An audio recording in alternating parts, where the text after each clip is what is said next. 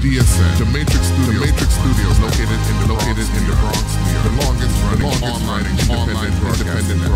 We specialize internet-rate podcast, live video streaming, red carpet and backstage interviews, and much more.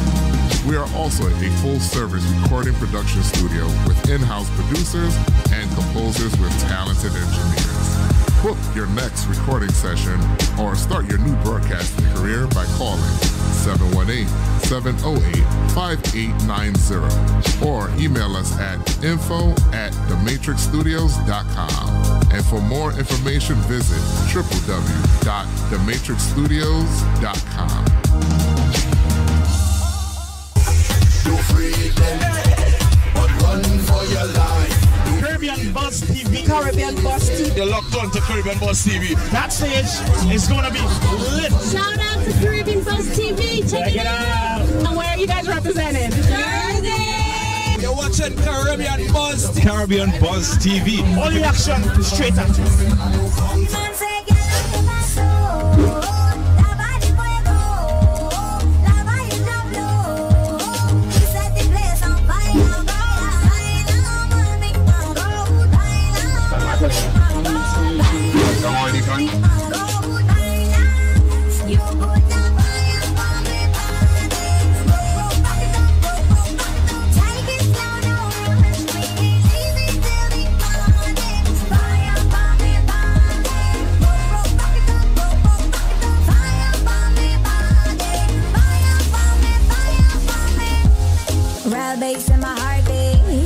Don't chase what I can't keep. Don't hate me cause me dirty. Cause me dirty the truth. Love comes in many ways. Is love visible to you? FloX Films presents the web series everyone is talking about, Love is Blind. A tale set in modern-day Brooklyn, New York is taking the internet by storm. Touching on real-life topics, Love is Blind brings an authentic look at relationships, street life, and family taboos. Love is Blind will keep you guessing and have you wanting more. Catch new episodes every Wednesday. Search FloX Films on YouTube or subscribe to receive new episode alerts for Love is Blind. Get 'em Girls Styles is the best place for all your hair care needs. Conveniently located in the Bronx at 1444 Boston Road. Get 'em Girls Styles specializes in total hair care and hair extension service, including wig making. Purchase any extension service and receive a free wash and set. Call 347-431-3225 or go to GETEMGURLZ.com and use the code 1039 for 15% off. Get 'em Girls Style, where beauty meets the eye. Millennium Music Media is leading the charge for the future of music. Millennium empowers artists, writers, producers, and publishers. Start getting paid your self-worth. Go to www.millennium5.com. Millennium Music Media. Welcome to the music revolution.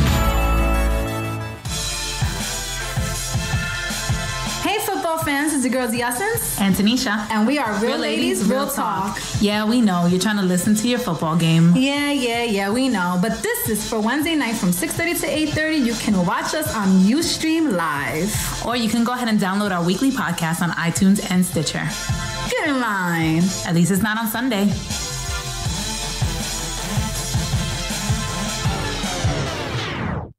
Football fans, are you looking for an alternative experience this spring? If yes, then welcome to the Triborough Football League. Established in 2008 with teams all around the city, the TFL offers athletes 18 and over the opportunity to keep their football dream alive. Fans are part of the game in the TFL with an up-close experience with the players. Learn more about the TFL at their open house March 4th from 9 a.m. to noon at Fusion East, 1179 Elton Avenue, Brooklyn. For more information on the TFL, go to TriboroughFootball.com. Hey guys, this is Grace from Trill Body Athletics. I'm actually just checking in to let you guys know that I've created a 4-week training program for anybody that wants to catapult their fitness journey. This is going to be a good start for you guys. It is free. We have until October 15 to send this out. So email me, email my team, teamtrillbody@gmail.com. That's teamtrillbody@gmail.com. And follow us on Instagram, Trill Body Athletics. So please, if you have any questions, email us or send us a DM. Thanks.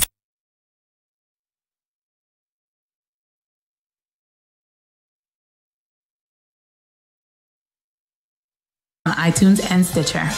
Get in line. At least it's not on Sunday.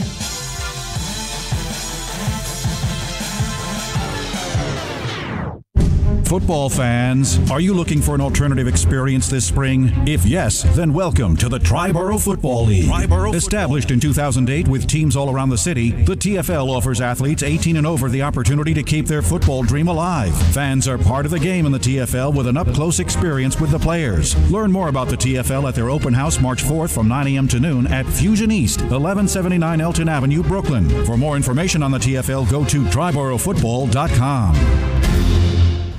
Hey guys, this is Grace from Trill Body Athletics. I'm actually just checking in to let you guys know that I've created a 4-week training program for anybody that wants to catapult their fitness journey.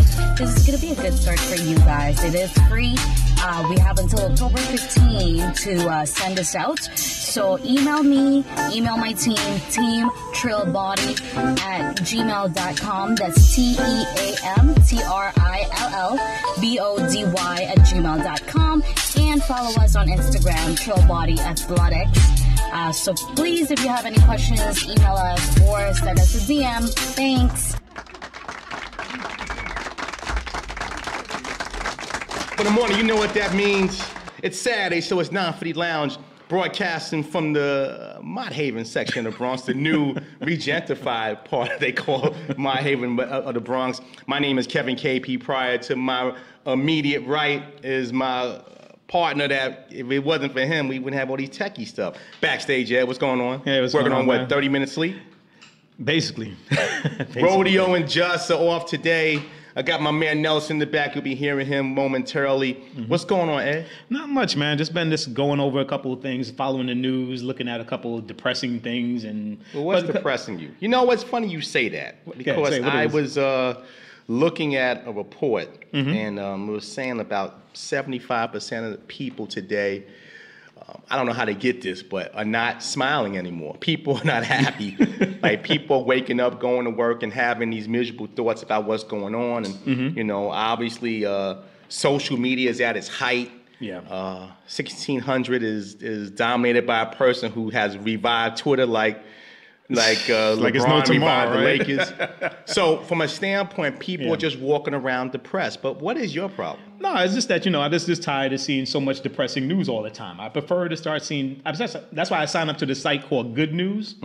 And it does put out good news that you can see stuff that's really good. And that's why you saw me flooding my Facebook page with a lot of those good stories. Right. Of like the cops helping this one kid because he was he was walking all the way to work. Right. And what they did was that they gave him a car, bike. right? I yeah, saw they that. brought up the owner of the company gave him his car. Right. So, you know, stories like that, I've been looking for things like that. I'm just tired of hearing about Trump 24/7. Well, I'm just tired of I mean, you got to listen to see what he's talking about. But after a while, you know, I'm glad that Fox has stopped broadcasting his own stuff as well now, because Fox is tired of him. That's when Fox gets tired of you, know it's a problem. It's the same old same. So you just look at it and you're like saying, gosh, I said, this somebody's hurting this, take him out of his misery. So hopefully after. Hey, don't No. I'm to my out of his do that on your own time. No. I'm to my out of his misery, meaning that they just get him out the office. Okay. And when they get him out that clarify. office, that you didn't let me get a chance to specify. They will break these doors down. They will come through this roof. You know what? You know how much our ratings would.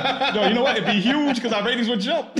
No, well, man, it's him. No, he'll be sitting there talking about us at every daggone rally. Well, we both black, so I guess they'll take their pick. Yeah. But in any event, you got about 6 weeks away from midterms. You just mentioned about you know the Trump challenge, and right now there seems to be a couple of battleground states: Arizona.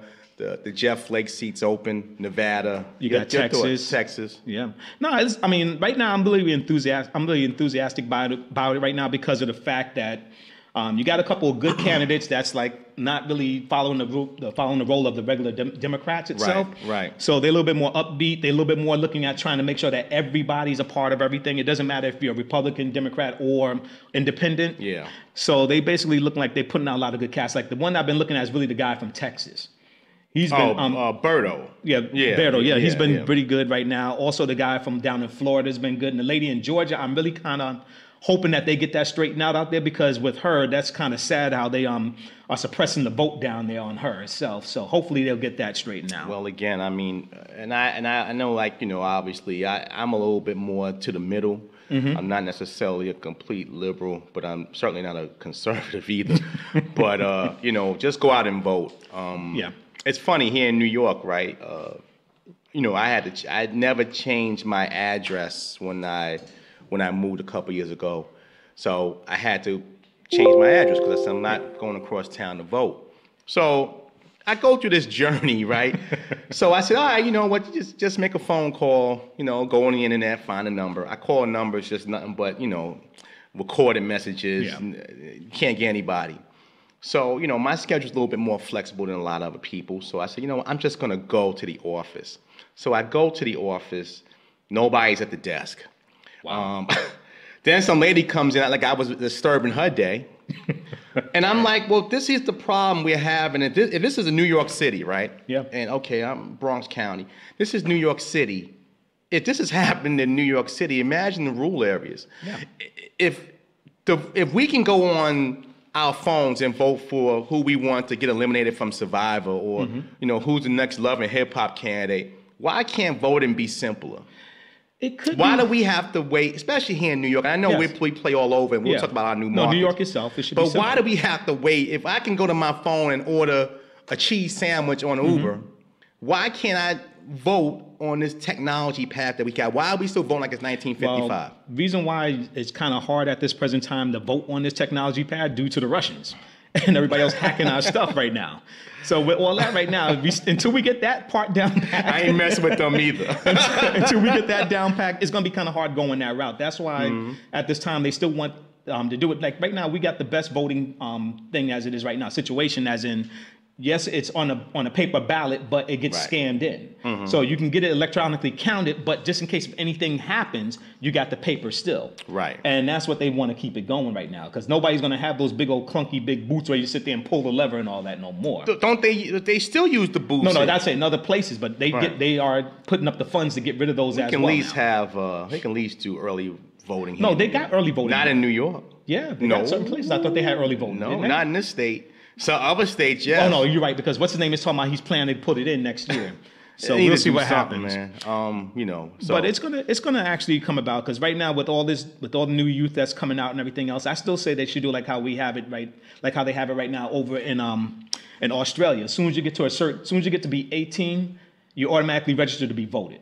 For voting. Yeah, that sounds dicey. They used to throw people in wars as soon as you go. Yeah, but you know what? But the whole thing is, I prefer you to be voting right there at 18. So you know, there's no excuse that I can't I can't go and find my voting. I'm a man of a certain age. I remember selective service. They scared the hell out of me. You don't go to the post office. You going to jail. Like, whoa. My 18th birthday, and you know me for a long time. My 18th birthday at 9:01, I was at the post office. They like, what are you? You know what? It's selective service. I ain't trying to go to jail. I did that, but I didn't do that till later on. But I didn't really care about it. Them commercials, selected service. They got you nervous. They got me real nervous, man. I was like, nah, I don't want no problems. I don't want no problems. But we got a great show today, man. We got a really superstar show. It's a young lady that's doing some amazing things, and she's brought some of her reporters from Girls Talk TV. Christina J. Williams is in the house. Nice, and we have some of our reporters, Ariel Chambers and Alicia Jenkins, who just got a dog. So a dog? Yeah, she got a dog. I got to ask what type of dog she got. Exactly. That sounds kind of good.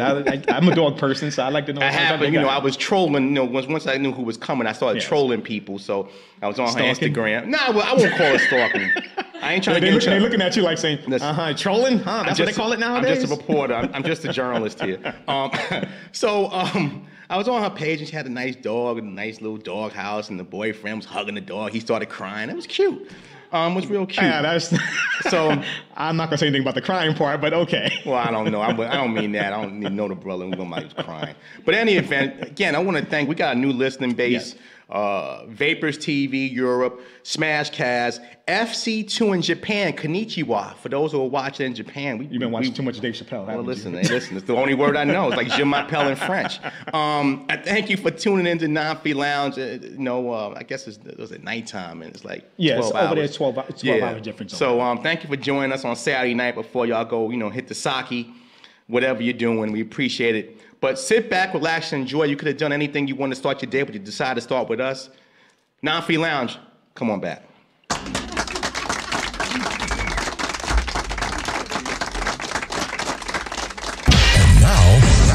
and gentlemen, let the show begin. The E. Jones Show. Tune in Monday through Friday for a journey through classic hip-hop and R&B, exclusive celebrity interviews.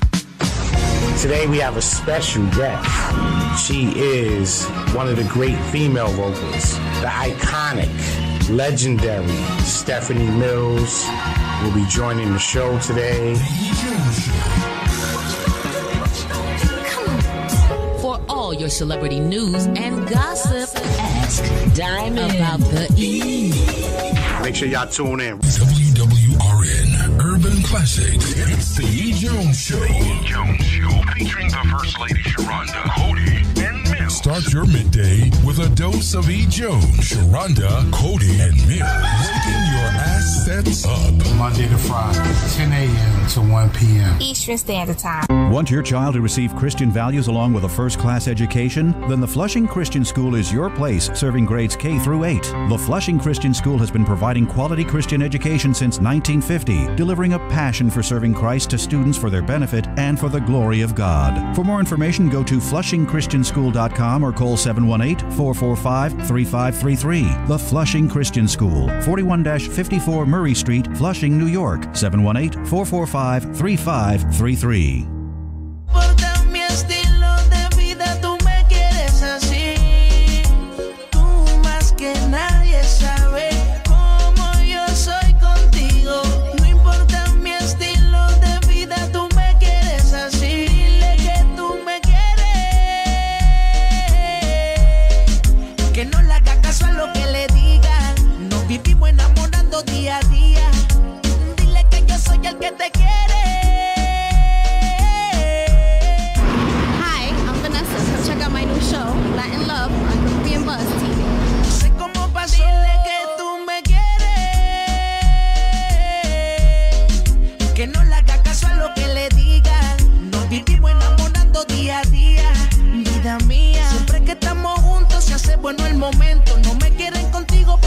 Sabe lo que por ti siento. Como soy de calle, dicen que yo no soy fiel. Ya te he demostrado que mis ojos son para ti, mujer.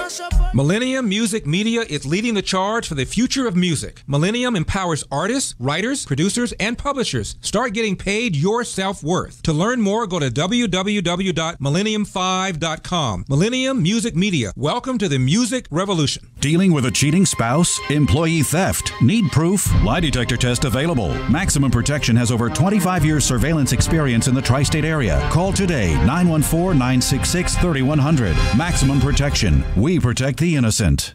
It's Life Insurance Awareness Month, so why not call Catherine Rabitas, your local New York Life rep for life insurance, long-term care, and much more at 862-254-0878. 862-254-0878. AM 97, The Answer.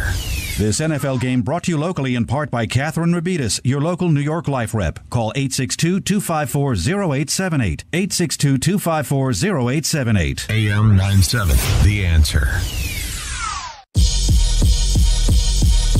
The E. Jones Show proudly sponsors AMW Clothing. Now, what does that stand for? Ambition, motivated women. AMW Clothing is the embodiment of the culture many of us grew up in, but it's also the flavor of the new era.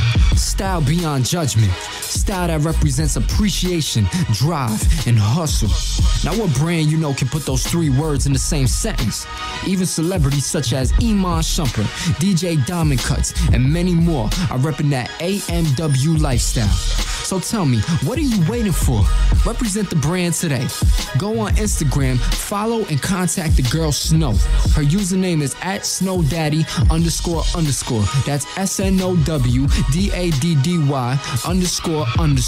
Again, @SnowDaddy__. Follow her to stay updated with daily sales for quality merchandise, all the way from Street Fighter dad hats, Aaliyah and TLC shirts, to the best-selling Damn Gina hoodies. So go right this minute and check out the one and only brand that fits you. Ambition, motivated women. Clothing. Millennium Music Media is leading the charge for the future of music. Millennium empowers artists, writers, producers, and publishers. Start getting paid your self-worth. Go to www.millennium5.com. Millennium Music Media. Welcome to the music revolution. Corner Ride 950 Lounge live Saturday morning, Saturday night, wherever you're catching us at. If you're catching us live, we appreciate the couple minutes you're giving us today. Again, me and backstage here, holding it down. Got Nelson in the box, and he'll be talking. He gives some voice of reason. Call him Robin, the youngster. But in any event, we have three talented ladies here this morning that are starting their own media venture and own media odyssey. The ladies from Girls Talk Sports TV, I got that right now. Christina J. Williams, founder and CEO. Miss Ari Chambers and Miss Alyssa Jenkins.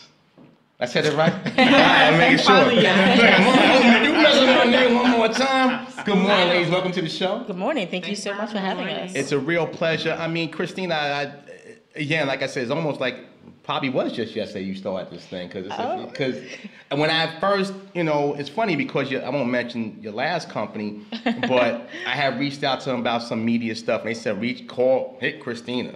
Okay. And then 3 days later, it was like, she's not there no more. But talk about Girls Talk Sports TV and what was the inspiration behind starting your own fledgling network. Well, just to piggyback off what you just said, yes, I was a part of a different venture, which we will not name, but I felt like their vision didn't align with what I believed. And so Girls Talk Sports TV actually started in July 2018, about 3 months ago. Congratulations. Thank you. And the vision and the mission behind it was just simply to get women together, to give them a voice in sports, because I'm passionate about sports. I played basketball competitively. I've coached basketball. And so I've always had girls come up to me and say, oh, I see that you used to do TV hosting with Fashion One and MTV. How can I get started? And I never really had an answer to give them because I'm like, there's no one straight path to success.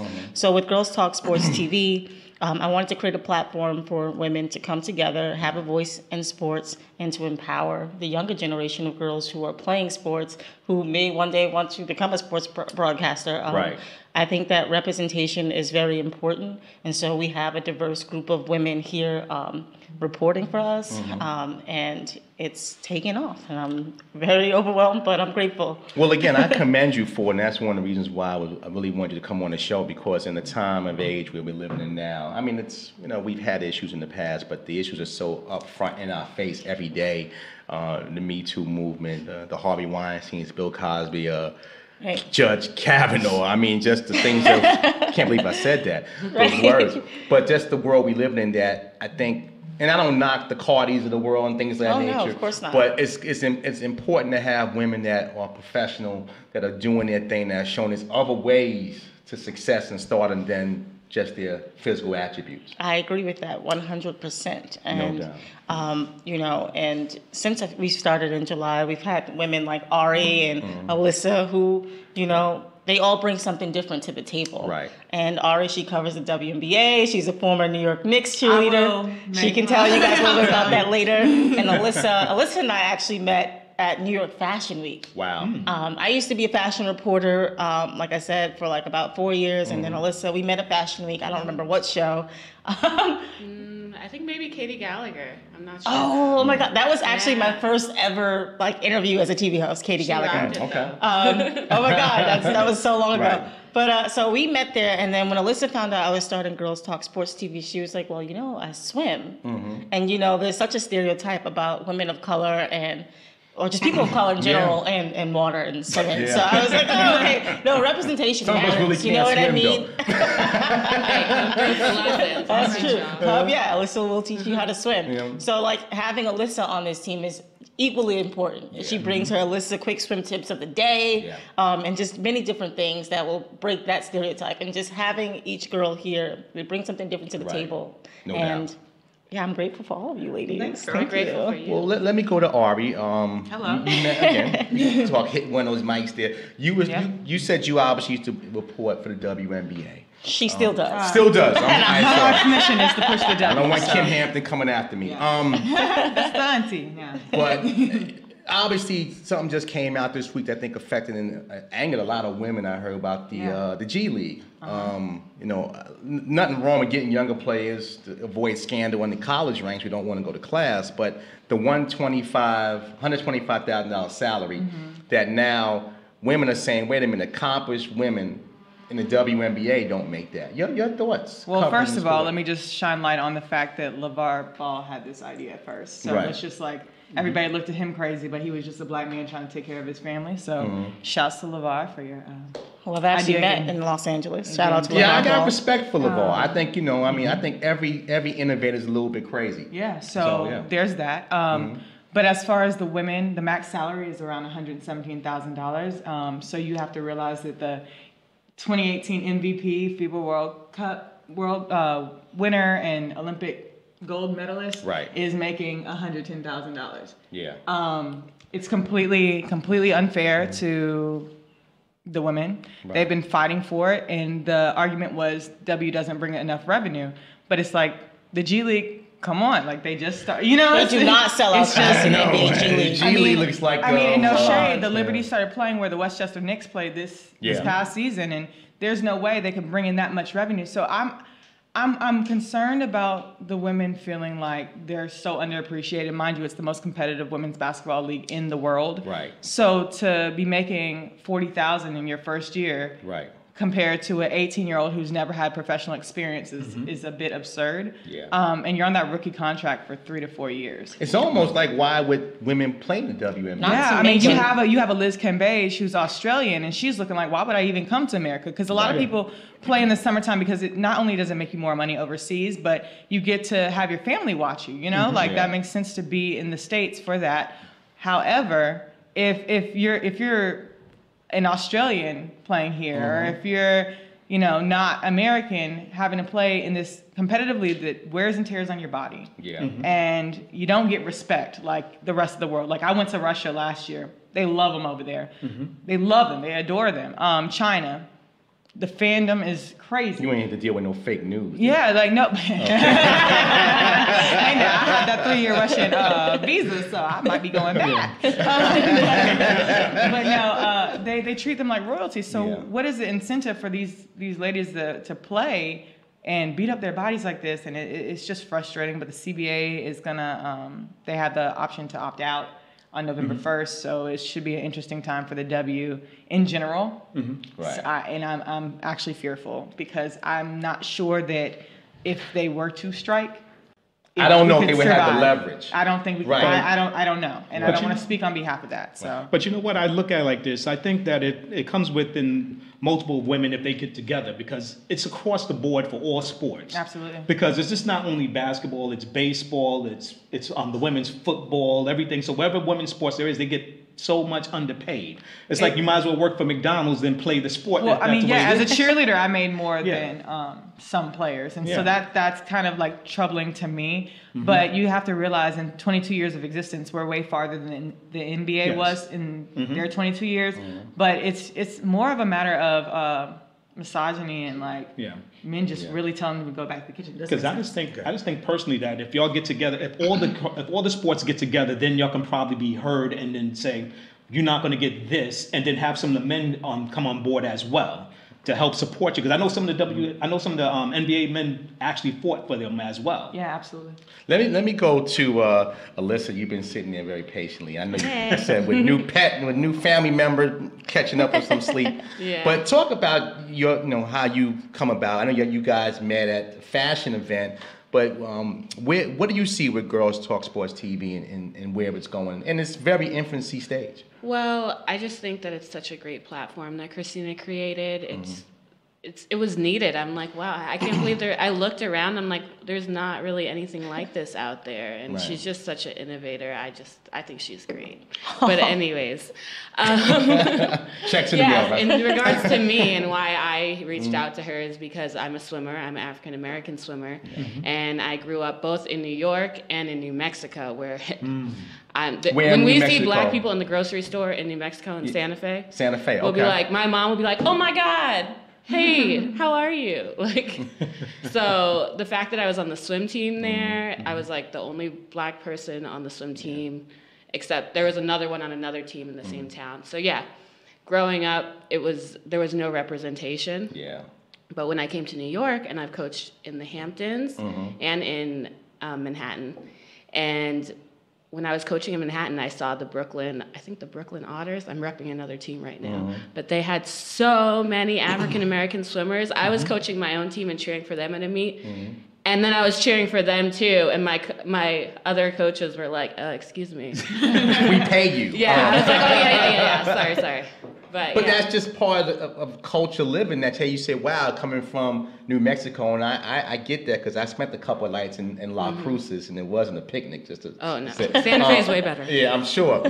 But so from a standpoint to see like women just like you were, like, wow, we actually do swim. All of us don't shoot the jump shot, you know, so that's a big thing that holds black women back, even if they can swim, because a lot of people, black people, as we know, cannot swim. Yeah. Which I wanted to work with Cullen Jones one day. As you know, he's an Olympic athlete. Yeah. He made a program to get more black people in the water, and I wanted to reach out to him at some point to help him with that.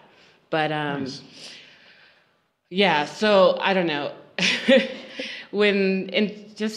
It just needs to happen. And like a lot of black women don't get in the water because of their hair. And they don't want to mess up their hair. I'm glad you said that. I wasn't going to I wasn't Shout out to the natural movement, because now I jump in pools all the time. Exactly. It's probably a good thing my brother Rodeo's not here, because he would have came out and just said, well, somebody want to mess up that weed, but I don't want to say it. I will probably say it because I know all the styles to keep your hair protected and in the pool, and your hair. She will be giving you those tips on Girls Talk Sports TV. Yes. There you go. Tune into Girls Talk Sports TV because I will make a whole video about it. And good moisturizer too. Exactly, moisturizer. So now, for yourself, do you follow a lot of the sports and the Olympics when it comes to the swimming parts of it? Oh yeah, that's like the only part I tune in for. I mean, I tune in for other parts, but I'm really excited for the swimming part more than I think other people maybe. I love gymnastics. Of course. I love the winter sports as well because I also ski, snowboard. My parents. All the stuff black people don't do. Yeah, exactly. Well, she was near Colorado, so I mean, New Mexico. No, but like. My dad is like a man of all trades. He does every single sport. And yes, both of my parents are black. I'm white, but they're both black. And yeah, so I do skiing, snowboarding, golf, what's your handicap in golf?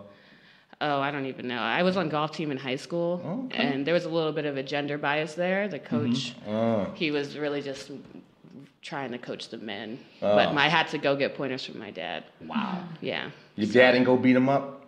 Nah, he's like, I don't have time for that. Dad should not call my lawyer. But going back to you, Christina, from a standpoint, and I'm sure you've heard this, and probably not even just this, but just in general, like, it's great Girls Talk Sports TV, but what about the men? I mean, have men come to you and say, wow, I would love to be part of Girls Sports TV, so from a standpoint, is it, I know it's a simplistic question, but is it just biased to women, or you want men listeners, or everything is more geared, even though a man can listen, obviously, is it just geared to the female point of view? So I think that there are enough platforms where men get to tell their opinions on sports. And so this is really geared towards her voice on sports news. Right. So women really giving their unfiltered opinion about the sports, because girls, we love sports. We watch them, we want to enjoy them, and we have opinions. However, on our creative team, you don't see him, but we have male creatives on our team. So here is Miguel. I don't know if it's showing him. So you keep all the men in the background, like, no camera time. No, Miguel not exactly. But Miguel, I mean, he's been rocking with us since the beginning in July, and we really appreciate him. He helps us with our content on Girls Talk Sports TV, but in front of the camera, it's going to be all women. Yeah. However, when we do launch our show in 2019, shameless plug. That's what you're here for. We will actually do a roundtable talk, and we'll invite some of the sports bloggers from Instagram on, Per Sources, Ball God, what up? Real Fans, Real Talk, what up? We will invite them on at roundtable, and we'll have little debates. I hope I'm invited. You are invited. But Yeah, I think it's very important. For instance, when we do post our post on Instagram with the daily sports news, the comments that we get back sometimes are crazy. Speaking about the G League professional path contract, we've been getting several hits up. I have guys that DM me saying, I want to talk about on Girls Talk Sports TV. So we do get those emails and those DMs. But Joanna, man. But you know what? But the good thing about that is that if you're getting things of that type of nature, that means they're paying attention. They are. So that's even more publicity for you. So that's a great thing as well. Yes, it's going to get real interesting real soon. So definitely tune in. I'm super excited to launch this thing, get it off the ground. Now you got me want to watch this even more now. So I'm waiting for it to look at. You really should. It will definitely be a treat. I'm super excited. And yeah, just stay tuned. That's all I'm going to say. It's going to get real good. Somebody saw my ad for you guys coming in today. And the first thing they said, like the fumble. I said, I don't think it's like the fumble. It's not like the fumble. And I wanted you to address that, but I'm going to hold that before we go. We're going to go to break. Okay. And I want you to address that because I defended you without even. I said, no, it's not the fumble. And I know some people at the fumble. But I think you guys are a little bit different and going for a different way. We keep it locked here. Non-Free Lounge Live on a Saturday. Come on back. All right. We are definitely not like the fumble. New Move of God Pentecostal Church in the Bronx needs your prayers and assistance in purchasing a new church home. Won't you open your hearts and support? Go to www.gofundme/newmogpc. Any donation is appreciated. For more information, go to newmoveofgodpentecostalchurch.org.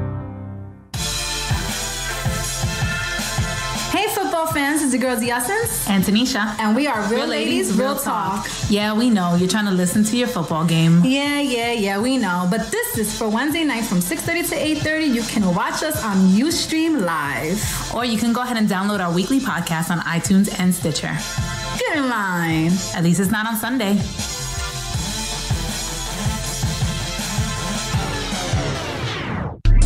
Everybody, it's your girl Tish Love. It's Darnell. Thais, along with your boy Uncle Dash. Be sure to download the DSNBX mobile app so you can check out our live stream. Especially if your team is losing on a Thursday night, we'll be there to lift your spirits. So remember, it's Get to Know Me live every Thursdays 9 to 10 on DSN. This Sunday morning at 9, Lily's International Christian Outreach presents a celebration worship service with special guest, Dove Awards nominee Alvin Slaughter. Lay down your burdens at the altar. Come out and receive your blessings from God at the King's Temple, 36 Franklin Avenue, Hewlett, New York. Again, that's Alvin Slaughter this Sunday morning, May 22nd, starting at 9. And it's free. Let's all rejoice in the Lord. For more information, go to liliesinternational.org. Join in the time of celebration.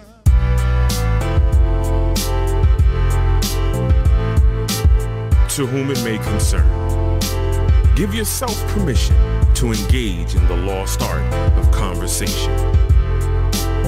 Indulge in the exchange of stimulating thoughts and ideas. Examine and reflect. If intrigued, allow me the pleasure of presiding over said forum. Welcome to Well Moderated.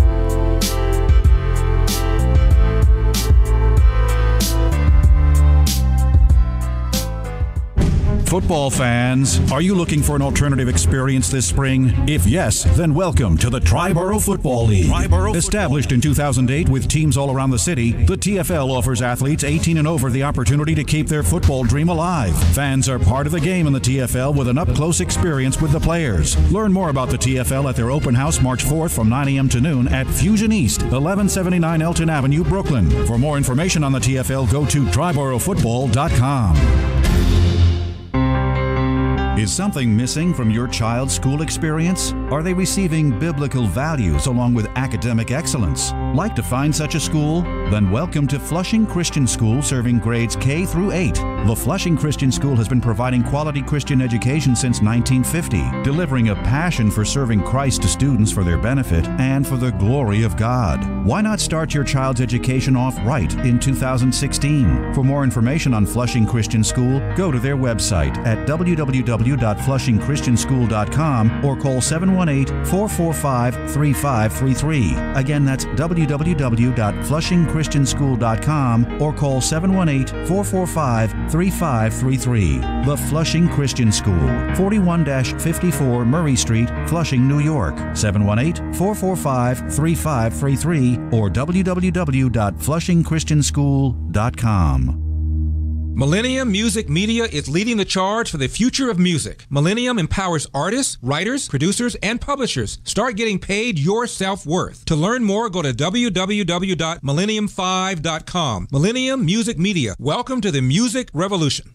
Look your best this summer. Let Fear Gal refresh your style with some beautiful white, blue, and pink shirts or any color you prefer. Fear Gal shirts are custom made with the highest quality Italian cotton, genuine mother-of-pearl buttons sewn on by hand, as well as handcrafted buttonholes. AM 970 listeners order 6 shirts now through August 28th and receive a 7th shirt free. To become fashion ready, go to feargal.net or call 914-826-5755. That's 914-826-5755. Ask for Kareem. Fear Gal. Looking good is a lifestyle. As you enjoy today's football game, there's a new sport sweeping the nation. Gaga Ball is on the map, and Talent Athletics is the #1 source for your gaming needs. Founded by 2 New York City teachers, Talent Athletics can provide you everything from Gaga Pit rentals and sales, Gaga gloves, and event hostings for all your corporate, birthday, or social needs. For more information on Talent Athletics, go to their website, talentathletics.com, or call 914-420-1403. Talent Athletics. Play hard, play safe. We are back on the ride. I call the Grizzlies Experience Gym on a fine Saturday morning, and maybe anywhere except for Girls Talk Sports TV. 950 Lounge on a Saturday again. We're joined by Christina J. Williams, Ari Chambers. Ariel Chambers. Thank you. Right. He's just bad with He names their identity. But you can call her. You can call her Ari. I'm calling her Ari. And Miss Lovely Poodle, Alyssa James. What type of dog was that you got? I just got a Cavapoo. So Oh, it's a Cavalier and a You Poodle. don't have that in the hood. You got either a pit bull or a poodle. There's no in between. Don't be jealous of the hood like that. But talking about stereotypes that you just mentioned, you mentioned somebody hit you on the live. I know we have lives going on, technology in full bloom, and they was mentioning about black girls and swimming don't mix. You said I wanted to give you a chance to touch on that.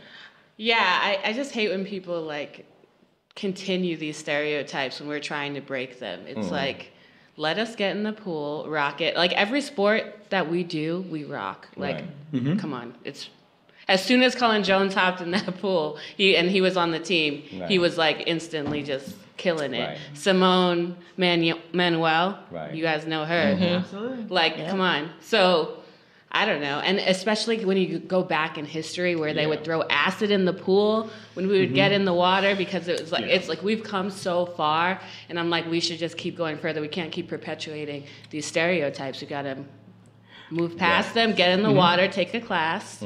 Yes. So, you know? Well, you know what it is? Because I think of it mostly like this, because some people have that mindset that they think that it's too white or something else to be doing those type of sports. But if you look at a lot of sports, a lot of people doing, like, black people skateboard, black people do extreme sports, black people skydive. Yes. It's not like you have to be stuck in a little small box that you put yourself into. Just you don't only play basketball. Yeah, just because you're not knowing anything outside your neighborhood don't mean that that it's not being done. Right. Now, we were talking before we went on break about the fumble. And like I said, Shout out to those women. Yeah, respect. I keep in touch with a few of them. And somebody had mentioned, like the fumble. I said, no, but I want to give that to you, Christina, about the definition between what you guys do and, what people see out there and want to put you in a box. Well, I think it's important to say that I really did not create Girls Talk Sports with the intentions of comparing us to anyone. Right. For me, the mission of Girls Talk Sports and what I believe in and my life purpose, I want to make a positive impact on this world. That was more important to show through this platform than comparing myself to what everyone else is doing. Right. We are one of one. So I really don't compare this company or what I'm doing with anyone else. So, but shout out to the women at the Fumble. I think that it's great for women in sports. What they're doing, they have their own lane, and we have our own lane. So, nice. Yeah, that's all I have to say about that. Definitely. What do you guys think about, and again, we're talking to the ladies from Girls Talk Sports TV, about like some of the sports and like lingerie and different sports that, you know, they're very athletic women. Oh, yeah. Because I'm sure they'll probably knock Ed out in a second. Some of those. Why you gotta try to pick He's somebody bringing out? the hardcore questions today. This is what we do on a Saturday morning. They can catch me, then they good. Right, there you go. Oh, somebody will catch you. But just some of the sports that maybe are kind of trying to play in the TNA world. Like I know, like that used to be big in wrestling. Like you had the female wrestler, and you like they went from like the Fabulous Moolah, the Big Brawler to China. like exactly. But your thoughts on those type of sports that you know that emphasize body shape, but yet still are athletic women?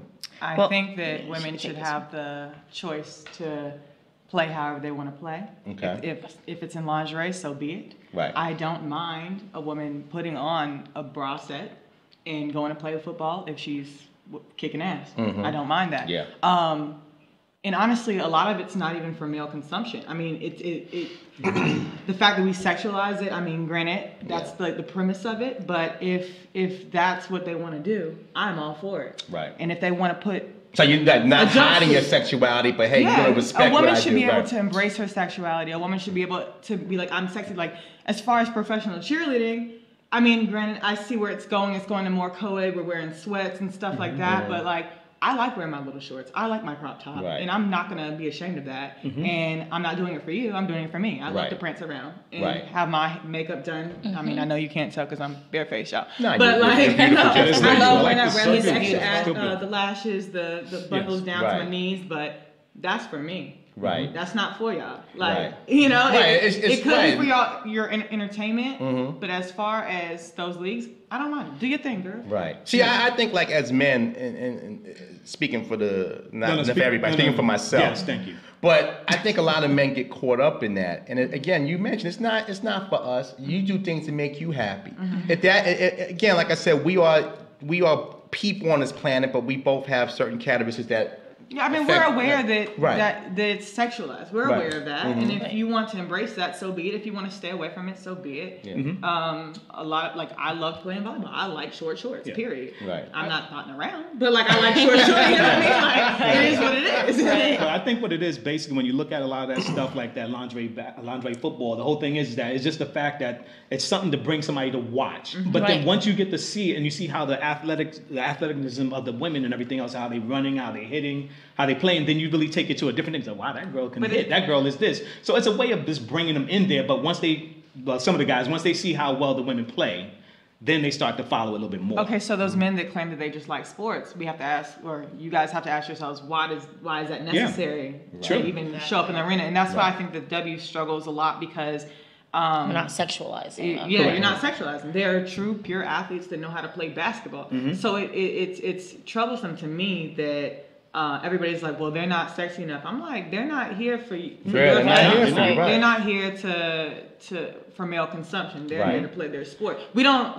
Well, my mom always says I miss the '90s with the little NBA shorts, but like, I'm not like.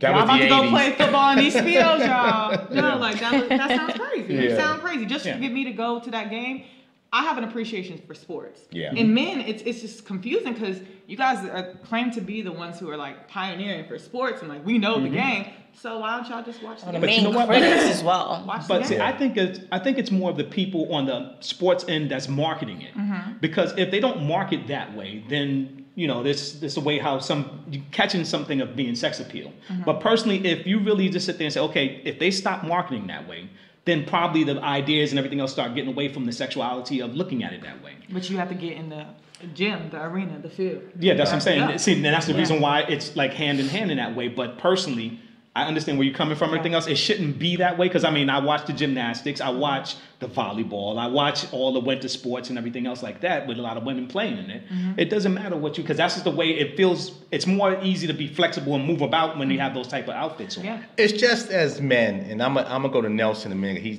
the youngest one, but maybe the most intelligent. But when it comes to men, we just have this hang up that we have this tunnel vision what we believe defines a woman, what a woman should be. Mhm. Yeah, we want you athletic and in shape, but we necessarily don't want you to be the coal miner's daughter, or Ronda Rousey. We don't want. I think a lot of men have a fear, and it's a subconscious fear of a woman beating them or kicking their ass, and a fight like Bobby Riggs, and we could go back to Bobby Riggs and Billie Jean King. So putting on lingerie helps your fear? No, the lingerie makes it sex appealish where they don't mind the actual competition. I get it. It's almost like being at the strip club and they wearing helmets. And I'm not, hey, call it what it is. Because again, there's like the New York Sharks, and there's professional women football that really get it in, but they're not sexualizing it. I think the people at lingerie, and I know some of those people over there, they've done that to try to soften the blow, because they have a male audience, and that male audience is just turned on because they go after models and different forms of, they put on makeup before they put the helmet on. I don't think that's necessarily sport. It is sport because they're great athletes, but this is a form of entertainment. Well, sports are entertainment. Yes. Right, but there's more entertainment than other things. Like the NBA, we get it. The NBA is probably the greatest form of marketers in the sport right now. The NBA is popular in July, but they're, again, the world's greatest athletes. You're not going to an NBA game to see LeBron if he's got a bald spot in his head, or if somebody didn't shave or what have you. So I have a question for you. They're the world's greatest athletes, but then you have the W on the side that hasn't not gotten a gold since 96. Athletes They have gotten a gold medal every Olympics since 96 in FIBA. Right. So it's like... Well, that's true, but because and again, not to debate it, but the NBA, the 92 Dream Team opened up the basketball to the world. Guys started to say, you know what, I want to be like Mike. I want to be like Magic. That opened up the world to sports, to the hardwood. So now you had a kid that maybe he was in Germany, would be a soccer player or do something else. Now he's shooting hoops. It became a global sport. Okay, so when it was 96 Dream Team, and then when I was in 96 Dream Team, Lisa was Don Staley. Right, Lisa Leslie, And so though I never picked up a ball, I was paying attention. Who also crossed in pop culture, were on TV and commercials and everything else. Dawn is now a coach at South Carolina. She is. Shout out. She got 2017 national champion. Becky Hammond. She is now the Team USA head coach. Yeah. Shouts to Don You have Staley, women who played in the W who are playing, making strides. And why are we not showing enough attention to that? I hate to keep forcing it down your throat, but I will. No, and I ain't mad at you. Listen, you're gonna, and I'm with you. So you're not getting we just doing this for consumption, conversation. Right. But I just think again, the NBA has a duty to make sure this stuff, because again, they're making billions of dollars. They have a global sport. I know in the past people have said underneath their breath that the NBA is just doing it because they just Title IX and what have you. But they have I think the women's game, women basketball players play below the rim. The NBA plays above the rim. Women are great handlers. Well, you just started up this stuff, but it's good. You don't see the women. No, that's the truth. The women's game is played below the rim. So you just want to see basketball for the dunks? That's what no. The highlight. I'm saying because women have fundamentals. If you want to learn how to play basketball, you will watch women. They play defense, unlike the NBA. No shade, but they do. They have the same tricks. They just, like I said. Right. But then there are a lot of them that can dunk. I was just talking to Shavante Zealous on the Shadow League yesterday, and she was telling me how Glory was just dunking like 1-2, bam, just ramming it. Right. And it's just like, yeah, they can dunk. They have the skill set to dunk. Right. But they're playing basketball, so they're gonna come up with the best option for that play. But now this is what I'm looking at right now, and that's how I equate a couple of things. I'm thinking of just because of the fact that it's not really making much money, like how back in the days, like how the Negro leagues and all those other leagues wasn't making money, but it does have a following. That's boy, you. But it has a following, but it's just that until it makes a lot of money, it's not going to be broadcast out and put out in that type of fashion. And that's the sad thing to say about it, because you remember, like, until Jackie Robinson broke the color barrier, then, sad thing to say, the Negro leagues went away. Yeah. But a lot of those things are the same thing. It's that if you don't make the money, you're not going to get broadcast out there, and not many people are going to look at it and take it much more serious. Well, I do have to say that ratings are up higher than ever before. Stadiums are being sold out. But now what about broadcasting? Well, broadcasting, exactly. But that's the problem. Right. That's the main problem. Yeah, and that's where the money is made at. Because if you was to sit there and have all those same things making all like that, and then they was making a lot of money on the visual part of it, then you'll see it to get more things like the NBA or the NFL and all them other sports. And that's why we created Girls Talk Sports TV. Which is great. To highlight that, you know, to give these women a platform to talk and be the media that's lacking and missing at the games, where we cover New York Liberty and there's only like less than 10 outlets there. Like, come on. Right. See, because the sad thing I look at it is basically with the women itself, it's like y'all always get a second-rate situation, no matter what. It's well, like the teams are doing that now. Right. But I'm talking about not even besides that, even like with announcing, even going out there broadcasting, even with all the stuff like that. We'll get knocked to ESPN News or something. That's why I almost wish. That's what, but news though, not even 2. So I kind of wish that Lifetime would have that. That contract that they had when it first came out. Right, and when it first came out, the NBA made a conscious effort to put them in the same arenas. Yes. They're now playing in second-rate arenas. Like you said, the Liberty play in Westchester. We don't even talk about the Westchester. Yeah, we do. It's so sad. They had one bathroom in that locker room. It was the saddest thing ever. I know. It's not really an arena. It's a hall. It's an auditorium. Right. You know, the Dream play at Georgia Tech.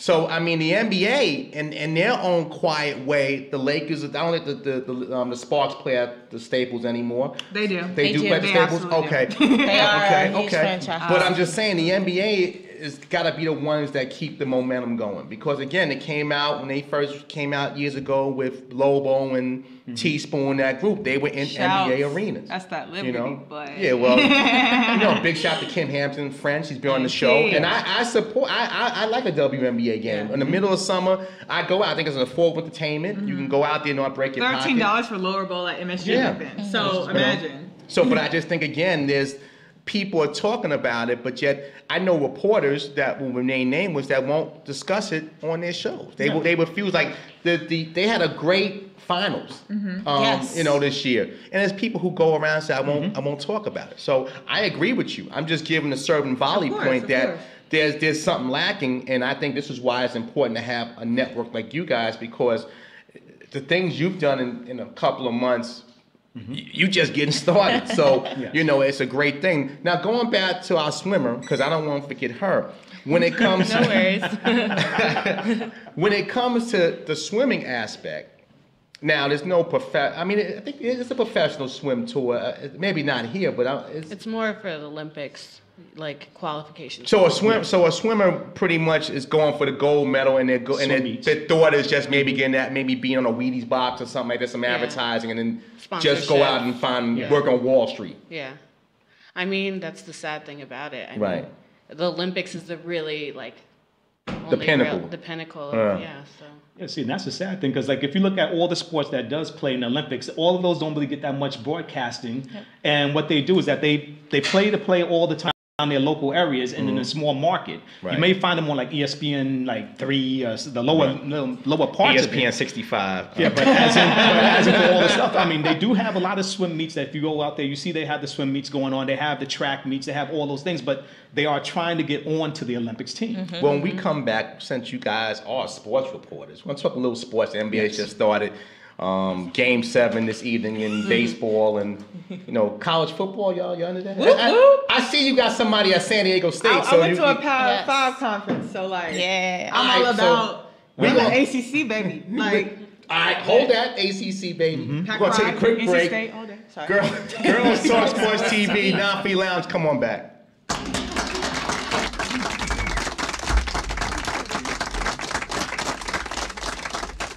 New Move of God Pentecostal Church in the Bronx needs your prayers and assistance in purchasing a new church home. Won't you open your hearts and support? Go to www.gofundme/newmogpc. Any donation is appreciated. For more information, go to newmoveofgodpentecostalchurch.org.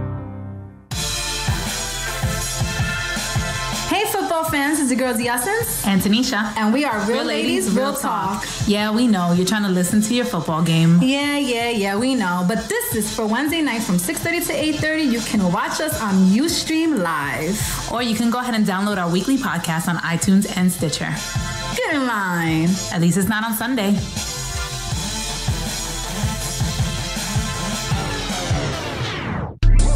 everybody, it's your girl Tish Love. It's Darnell. Thais, along with your boy, Uncle Dash.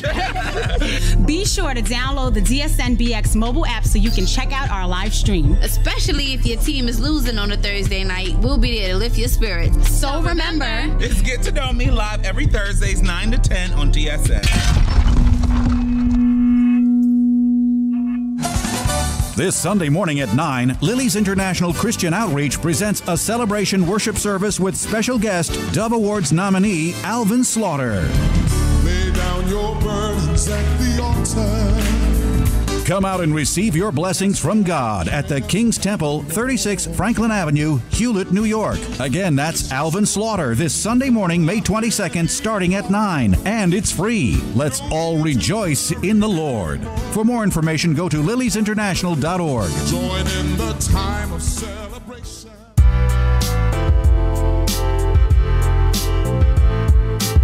To whom it may concern, give yourself permission to engage in the lost art of conversation. Indulge in the exchange of stimulating thoughts and ideas. Examine and reflect. If intrigued, allow me the pleasure of presiding over said forum. Welcome to Well Moderated.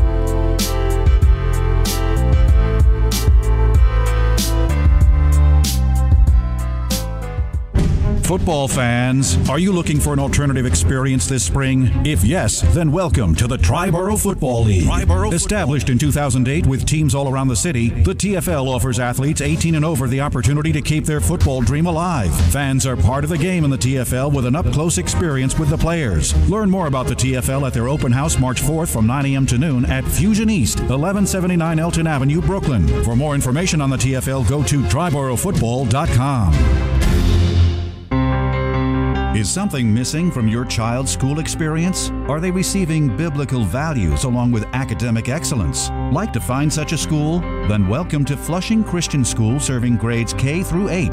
The Flushing Christian School has been providing quality Christian education since 1950, delivering a passion for serving Christ to students for their benefit and for the glory of God. Why not start your child's education off right in 2016? For more information on Flushing Christian School, go to their website at www.flushingchristianschool.com or call 718-445-3533. Again, that's www.flushingchristianschool.com or call 718-445-3533. The Flushing Christian School, 41-54 Murray Street, Flushing, New York. 718-445-3533 or www.flushingchristianschool.com.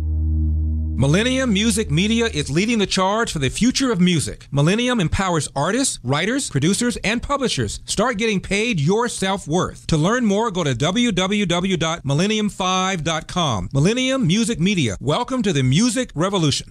Look your best this summer. Let Fear Gal refresh your style with some beautiful white, blue, and pink shirts or any color you prefer. Fear Gal shirts are custom made with the highest quality Italian cotton, genuine mother-of-pearl buttons sewn on by hand, as well as handcrafted buttonholes. AM 970 listeners order 6 shirts now through August 28th and receive a 7th shirt free. To become fashion ready, go to feargal.net or call 914-826-5755. That's 914-826-5755. Ask for Kareem. Fear Gal. Looking good is a lifestyle. As you enjoy today's football game, there's a new sport sweeping the nation. Gaga Ball is on the map, and Talent Athletics is the #1 source for your gaming needs. Founded by 2 New York City teachers, Talent Athletics can provide you everything from Gaga Pit rentals and sales, Gaga gloves, and event hostings for all your corporate, birthday, or social needs. For more information on Talent Athletics, go to their website, talentathletics.com, or call 914-420-1403. Talent Athletics. Play hard, play safe. On the Ride 940 Lounge, still joined by the ladies of Girls Talk Sports TV, Christina, Alyssa, and Ari, and we're going to talk a little sports. Since they are sports reporters, this is what they. Enough of the hard stuff, you know. In the hot seat. But I'll start with you, Ari. You mentioned before the break you're ACC fan. Which school in ACC? I'm NC State all day. Okay, so you're Wolfpack. They got a big game today. Clemson. two undefeateds. Yeah. Actually, no, not that I'm buttering you up by any stretch of the imagination, but I think NC State's got a chance to win that game. You know, it's funny because we always win the games that we're not necessarily supposed to win. Not saying we're not supposed to win it this year because, hey, undefeated, hello. Got a big-time quarterback. Yeah. So, I went to NC State, graduated, was supposed to be in 2012. So, okay, well, you made it through. We're gonna play in any class in that whole era. But they don't put when you left when you I went to NC State. But yes, so tune in, guys. ACC all day. You know we're a power conference, and tune in to college football. It's on. Now, Alyssa, I know you're a swimmer, but you like what other sports do you like? Because swimming's not on every day. So unfortunately, I mean, I like watching basketball. NBA? I took like her to a game last season. Christina. You can here in New York? Yeah, you can catch me courtside. I hear you. Yeah, I seen somewhere you said, if it ain't courtside seats, you ain't going. So I need to roll with you. I remember one time. Hell with them nosebleed seats. But, so basketball, is there a favorite team? Well, I like the Heat. But okay, listen. Okay, we're gonna I only like the Heat because I met Coach Spo and he was really nice, and I met some of the players. So we got here in New York, we got an old Heat assistant. So yeah, so that's the only I basically like. Who is he? No, I basically just I like LeBron. And I like. That's okay. That's good. That's good. I'm your basketball girl. Well, let's go to our basketball girl. Why you take that back? Because she ain't no swimming on. We in the Olympic To back my girl up, I do also like the Heat because of what Dwayne Wade has done to the game of basketball since he came in 2003. Dwayne Wade is actually one of the reasons why I decided to pick up a basketball. I'm a little young. I'm still in my 20s, guys. Why is that?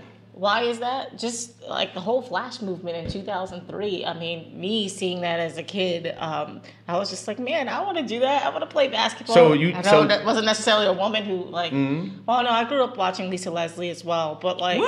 Sorry. Right? No, seriously, Sparks. No, seriously, like as a kid. So you was more.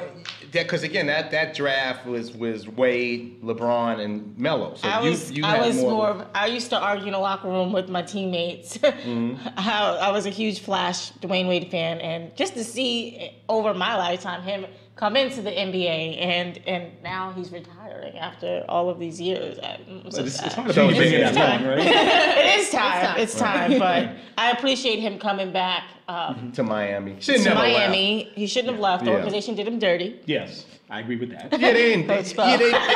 You say they did him dirty, but it's business. The business of business is business. This is why I don't have a problem. I know we're flipping sports here. That's why I don't have a problem with Le'Veon Bell. I don't have a problem with these guys because holding out and not playing. Because the organization's going to do what they got to do. Now, your guy Wade, he opened the door for Shaq, he was on a rookie deal then, but he definitely opened the door for LeBron and Bosh. No, but he definitely opened the door for Shaq too, because Shaq. But he was on a rookie deal. But it doesn't matter. But it was supposed to be his team, right? And then he went and said, "Okay, I'll play the second fiddle," and then came back and did the second. But fiddle. But money-wise, he was on a rookie deal. Dwayne Wade has always took pay cuts for teammates. He's always taken a step back and was just so humble throughout his career. I mean, how can you not applaud someone like that? And he has 3 rings. Come on, 3 rings. I don't know if he was so humble in Cleveland, but that's just my opinion. Well, last season, I don't know what was happening in Cleveland. You had Isaiah Thomas, you had Derrick Rose, Wade. It was just one big mess. That was just a mess. Shout out to Derrick Rose, too, because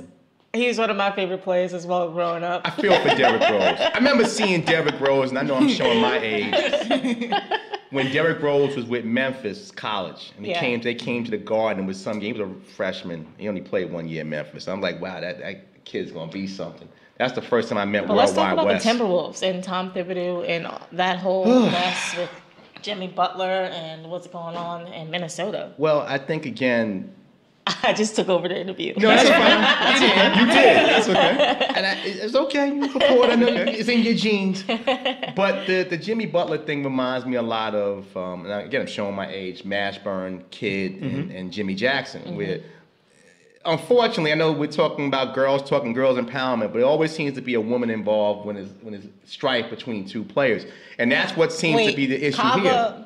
Kava, let me just speak up for that girl. She came out. She did not sleep with Jimmy Butler. If that's what you're it's irrelevant if she slept with him. The gripe and the issue has a centerpiece of a female. It's not. irrelevant what happened. I didn't even want to go there. I think it's more of a male ego. Well, yeah, but it stems from a woman. And again, in my day in a locker room, and I'm not going to talk about what we talk about in the locker room. It's the truth. It'll be it right now for you. You got a guy like Jimmy Butler who's probably really talented. The Wolves won't pay him, but they've already committed to Towns and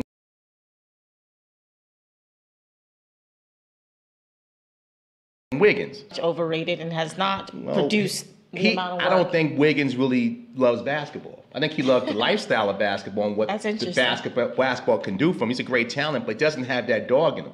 While Jimmy Butler's a guy that's been homeless. Jimmy Butler's a guy that didn't come in the league from Marquette as a ballyhoo player. Right. So he's got to earn all his cookies. So now he's in a situation where Tibbs knows that, because Tibbs got his jobs on the line. They need to fire Tibbs as a coach and the president of basketball operations. Well, I think the president will go first, but if he doesn't win this year, then he definitely will go.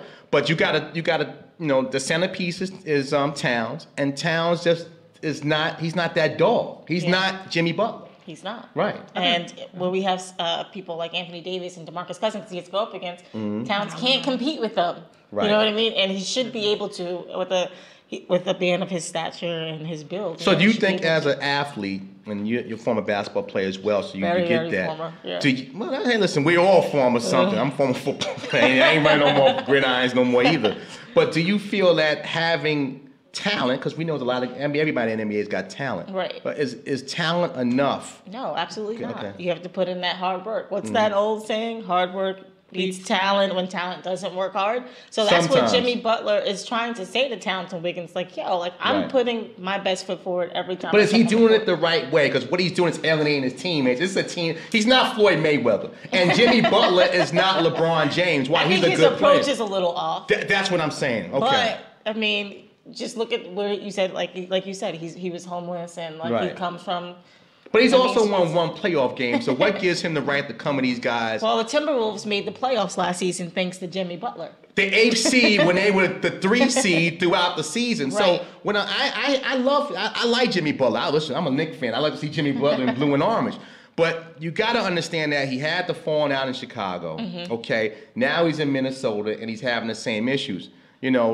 Once is an accident, 2 is a coincidence, and 3 is not by mistake. True. So asking the sports reporters, your thoughts on what Minnesota should do. Should they get rid of Jimmy Butler? Because even though he's a great talent, he's going to kill our team chemistry.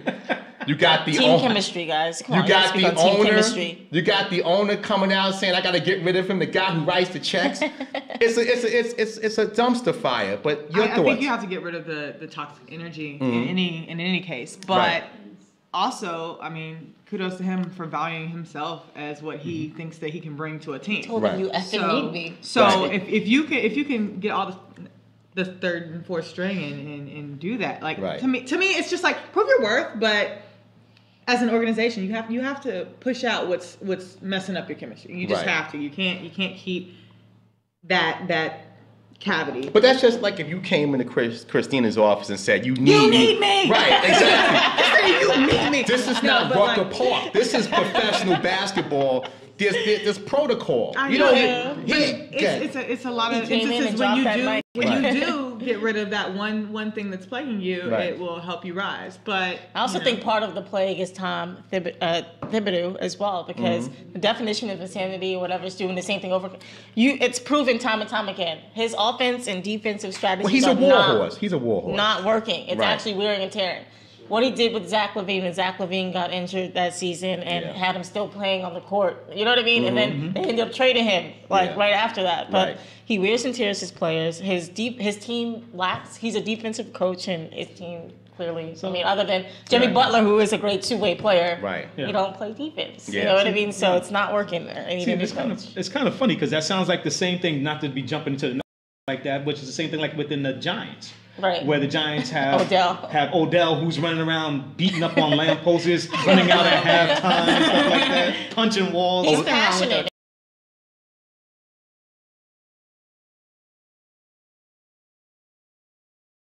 He won't win, and I don't blame him. But do you find that to be a distraction as well? I mean, it could take away from, like we said, the team chemistry is just as important as physicality and being able to play. Yeah, and then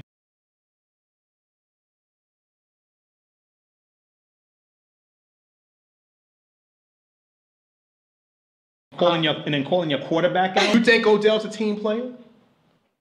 Or he's a me person. He's a me guy. Listen. The thing about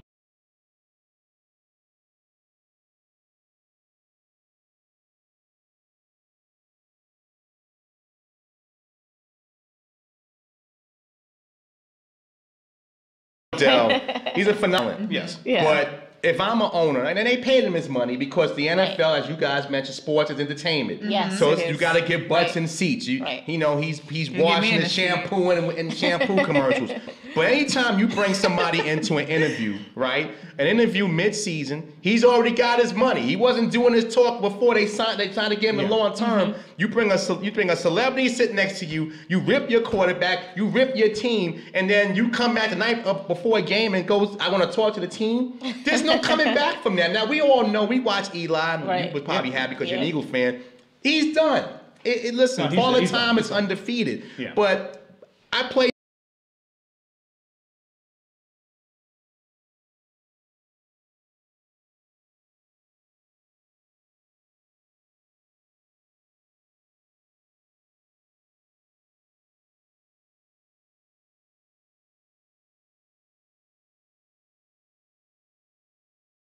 football. That is the ultimate team sport because if somebody don't block for you, that's your ass. You have to have that. That's a lot right there. Oh yeah, you want to talk about me? I'll miss that block, and it's happened. So for him to come out like that, he had the look on his face last week, like, you know what, I got my money.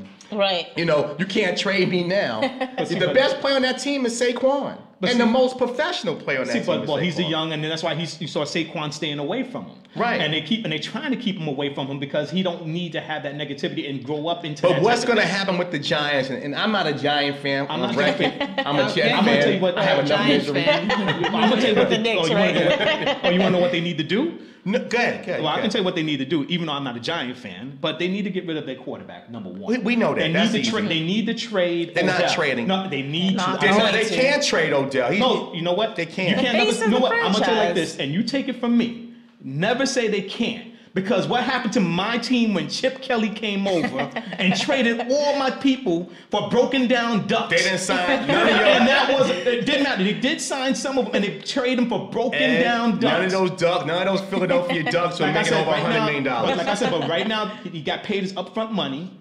And they still can try to get somebody to buy the contract. It doesn't matter. Money doesn't mean if you can get a better team for things, that's what's going to happen. Didn't they give him, what did he get? $50 million?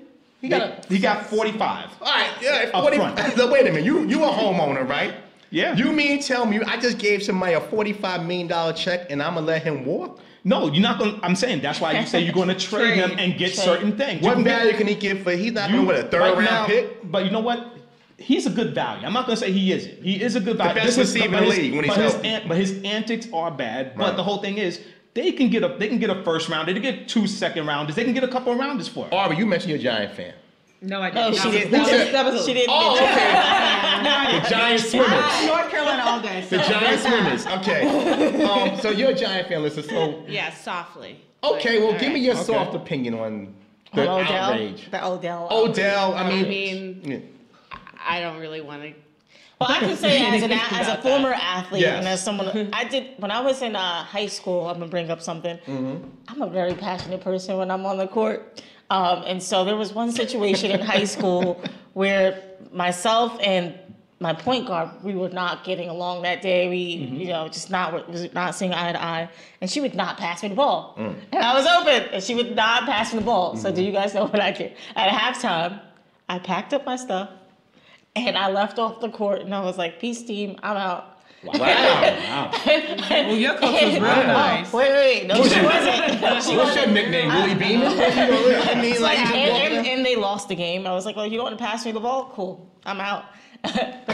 The very next practice, I definitely got penalized. The next game, I thought I was starting. Wait a minute, the coach let you back? The coach let you back? She let me back on the team, but the next game, I was benched for all 4 quarters. Okay. But that's a way of getting you back in order, right? But, team, like I said, going back to team chemistry, it is everything. Like, you have to click with your teammates. Listen, become Serena.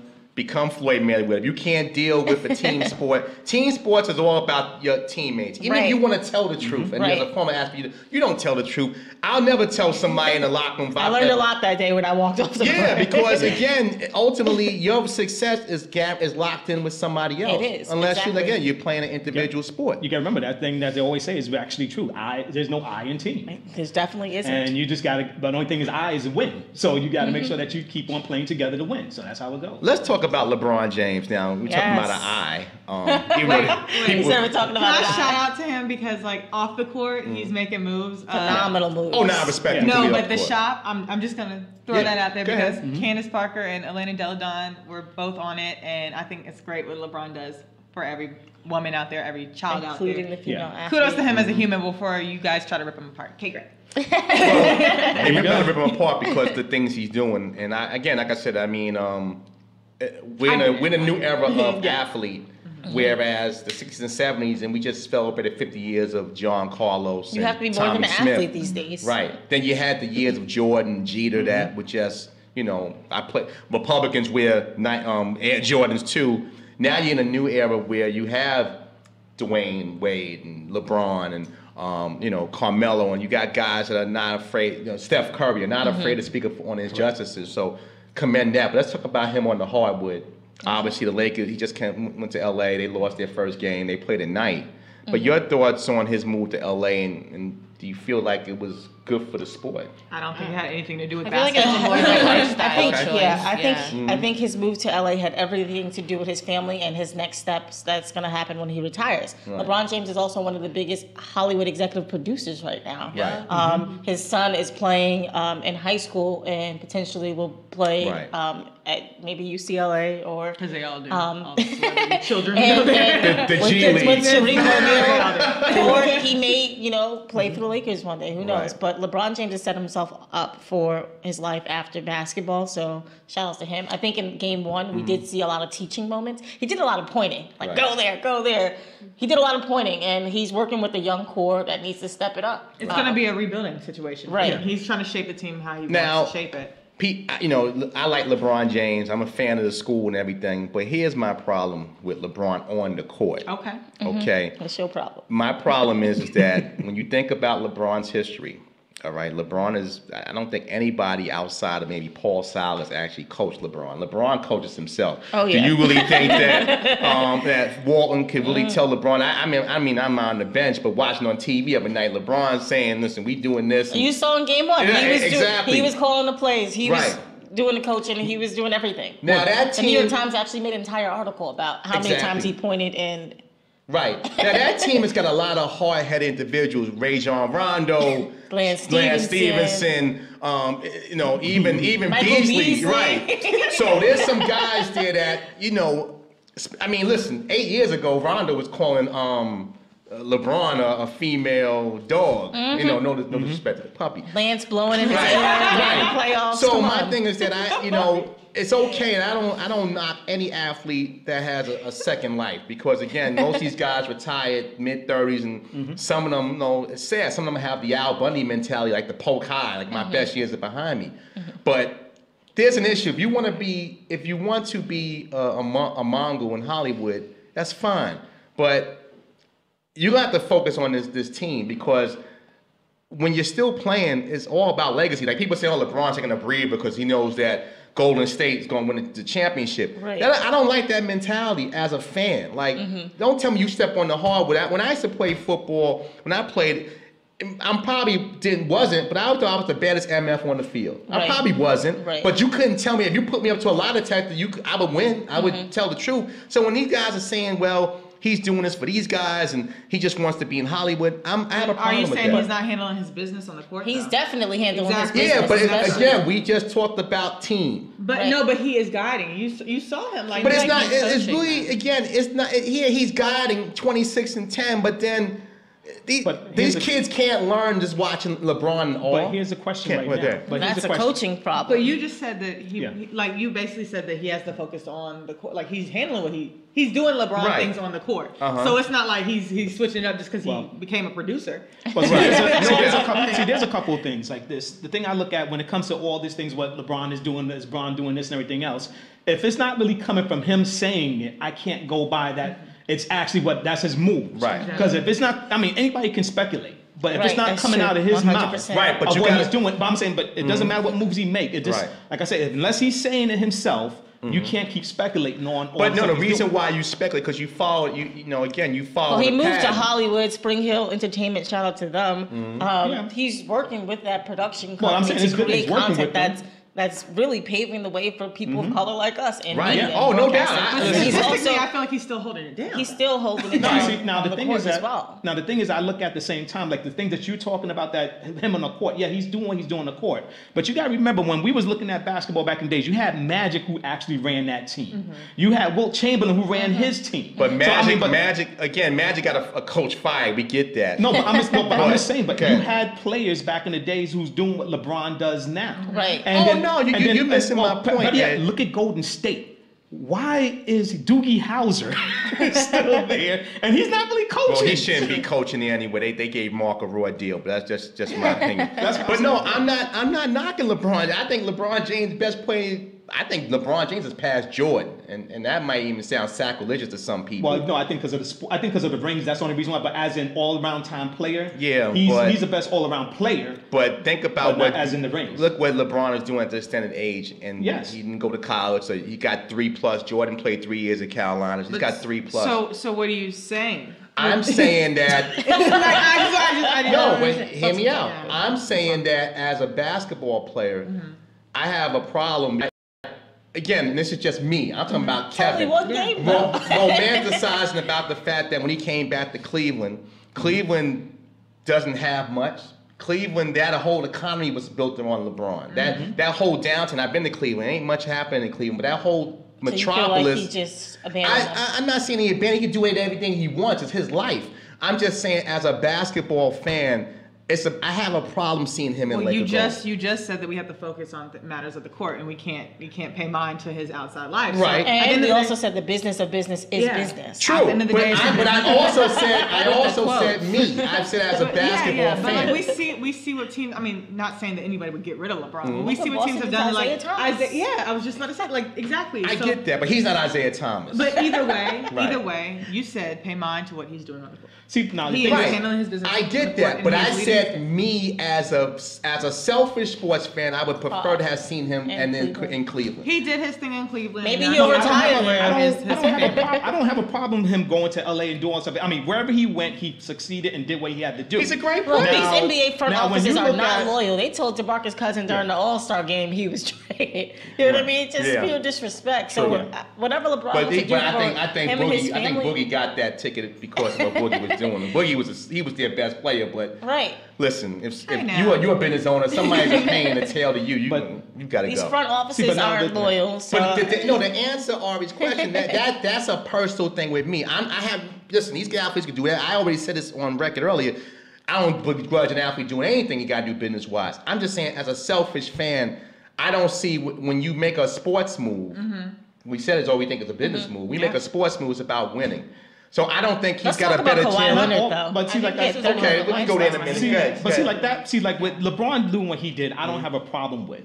But I forgot his name has escaped me just now. But when he left his main team and went over to Miami, not Miami. Come back to me. I forgot what's his name right now because it's over. Kyrie? Not Kyrie. No, Kyrie. I had no problem with because Kyrie wanted to stay on point. Who are you talking about? I'm just trying to forget from the Warriors.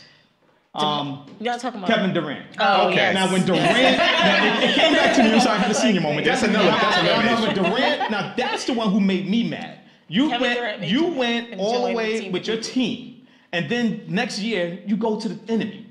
And then I'm like supposed to sit there and congratulate you and make you all this glory and things. No, the team was good before you got there. Team won 73 games. But they was good before you got there. I know what I'm saying, right? I just feel like business of business. I know, business. but like as an athlete, you should have the right. I mean, no matter what what opinions the fans have, I think you have the right to, go somewhere where you get what you want to achieve. Like talk about the W. The W is way different. You could get dropped. There's only 144 I understand. But like Lord help them. But I just feel like as an athlete, you're so you're under the spotlight. You have to play the role that everybody wants you to play. If you watch The Shop, you see Odell talking about how he feels like a circus animal.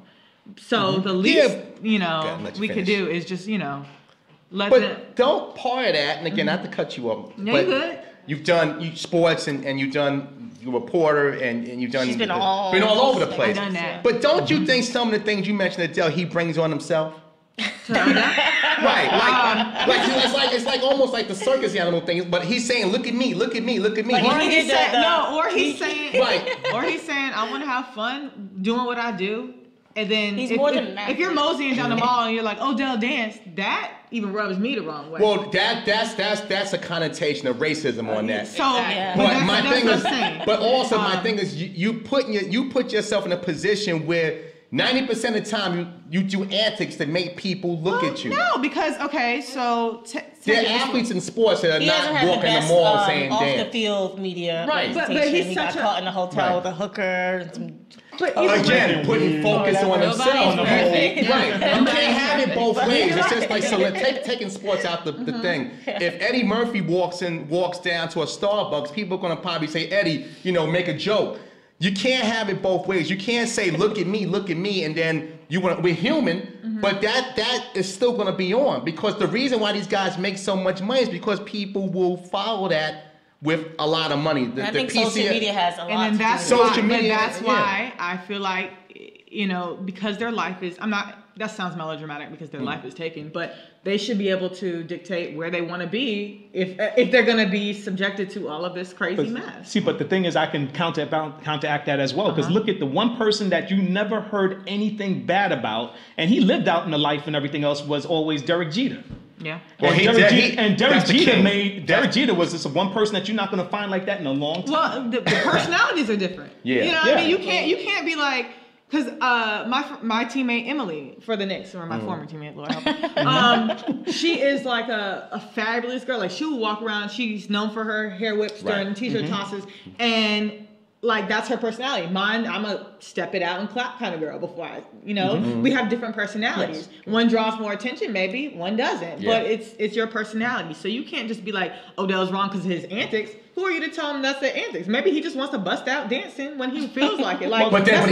But he's also got to realize there's a backlash to that. Yeah, and I don't think he doesn't realize it. He's very cognizant of it. But if he decides to up and go somewhere else, well, if he's LeBron and decides to go up and go somewhere else, sports. Obviously. I mean, can we take it back to the W? And we were just talking about this the other day. Two social media basketball influencers, Dylan and Dakota Gonzalez. They also played for the University of Nevada in Las Vegas. Those are the twins. The twins. Now so Slam Online reported that they have been in the gym training and they want to join the WNBA for the 2019 season.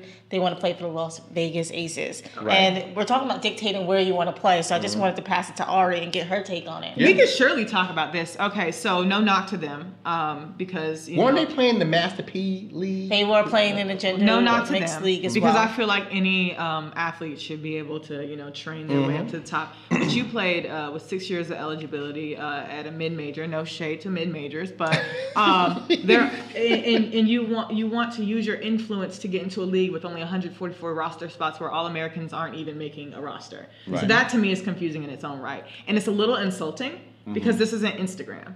And, I'm not knocking them. They're beautiful people and, they work hard. They're successful at what they do in their own right. You give up your last year of eligibility for a singing career, and then you up and decide, and then you say, I want to go to Vegas. So that's the cross between entertainment and sport. And that's but for the W that only has 104 spots. Right. You are like Odyssey Sims plays for LA. She can't even, and she's Team USA. She can't even choose which team she wants to play on. Right. So to me, you wake up thinking you want to play in the W and you want to play under Bill Laimbeer in Vegas. Yeah. Kelsey Plum and Asia. Let me tell you, like, what? First of all, they're guards. Like, what do you need? You know what I mean? Like, you have a Kelsey Plum, you have Mariah Jefferson. Would they help sell tickets, in your opinion, or just because? They absolutely would, but put them as a WNBA influencer. Do we have people who are millions of followers joining the NBA? Right. Period. Yeah. Like, you have to know your... Actually, speaking on that, NBA G League draft is coming up. I think it's today, maybe, or tomorrow. It's like one of these, it's in the next few days or so. It's tomorrow. And one of the influencers, Jesse Jones, Filet, he's an influencer, and he's about to enter into the draft with, most likely he will be drafted into the NBA G League. More spots, multiple leagues in the men's basketball. Right. 144 spots, 12 roster spots per. I have my friend Sierra Burdick, who got waived from Vegas, played at Tennessee. Right. You know what I mean? Like, and so you're thinking that UNLV, you want to go to Vegas and you want to take 2 spots? Yeah. Y'all not one person. Y'all are 2 people. Right. Who gonna pay? You think if bringing them to the team, because what you're just saying, obviously talent-wise, athletic-wise. I'm not knocking their talent. No, I understand what you're saying, but it's just there's a line that you gotta have. Right. But do you think if they did make the team, that would take the WNBA back a little bit because people will see through the mascara of entertainment and sport? Here's the thing. Here's the catch-22. You have a player like Skylar Diggins, who was an All-American at Notre Dame. Right. That's different. Do you know what I mean? Right. Wayne shouted her out in college and got that following, that hype following. Because if you don't know any other WNBA player, the men will know Skylar Diggins. That's true. So that I respect. And she's a hardcore competitor, and she made noise in college. Congratulations on But you did average at a mid-major, and the claim to fame was your Instagram. That bothers me. That bothers me. And Dylan Cota, no disrespect, because I think they're gorgeous. Yeah. But there's but a place that's not for what that. That's a place that's for what that. it's about. And so right. I think it's insulting to the players that are looking like, oh. Right. We work. And not just one day we wake up and decide we want to join the W. You don't join the W. What did the Aces do in their opening year attendance? So, the MGM does it right. So that is one program that I will say inherited this San Antonio team, almost made them a playoff team in their first year. Honestly, if the flight wouldn't, that airport stuff wouldn't happen, they probably would have made playoffs. The attendance was great. Asia Wilson, she has a strong following from South Carolina, and she's Greek, so there's that. The NPHC backs her. Right. So, yep. And then like the whole Dawn Staley legacy thing, and then you have a Kelsey Plum who was also a first-round pick, and Kayla McBride made noise. Everybody over there, and then they have the entertainment factor of the Jabberwockies coming to their opening night. Kirk Franklin frequenting their games. They just did it right. So their attendance was higher than expected. Right. You know what I mean? I was a little skeptical about Vegas teams getting. Well, I think Vegas has become actually a you see their hockey team. You see their hockey team. So the Raiders are going there. It's going in a great direction. But for you to just be an Instagram influencer and decide, I mean, granted they can't really ball. They can't really ball, but. You're not going to tell me that you should make a roster spot over somebody like Sierra. It's like Master P when he was with the Raptors and Hornets. I mean, you guys, we as we've talked about through this process today is part entertainment. So, but I agree that would rub. And then this draft coming in. Apparently, they're going to be stronger than last year's, which is scary. Yeah. You have Asia Durr, shameless plug, Louisville. But she's coming in with this kid is crazy. Yeah. She's crazy. Yeah. So it's just like, what makes you think you have what makes you think that's going to happen like that? The 3 main Instagram followers, I guess. What makes you think it's going to happen like that? Right. When you have people who got to work hard. I mean, who have been playing overseas every season trying to get into the league. I want to move on real quick. Okay. I know we've got a few minutes left.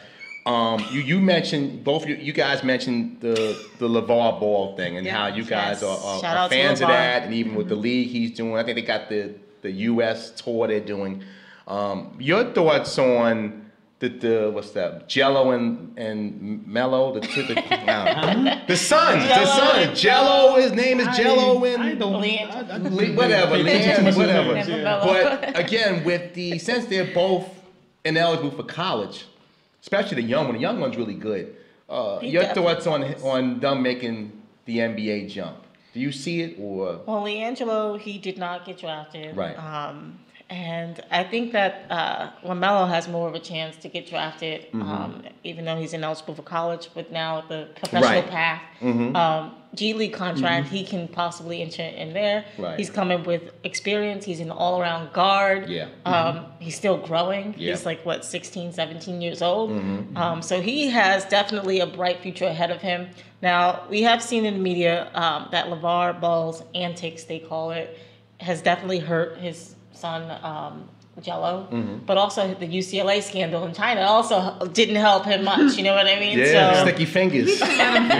So almost didn't make it back. I think that I think that LeVar Ball is definitely making strides. He's definitely opened up doors. He put pressure on the NCAA and for the NBA to create something. I think that obviously maybe they've always been thinking about creating a professional path, but he really put pressure on them. LeVar Ball in like the last 2 years, he's launched his own sneaker company. He has one of the first reality shows on Facebook.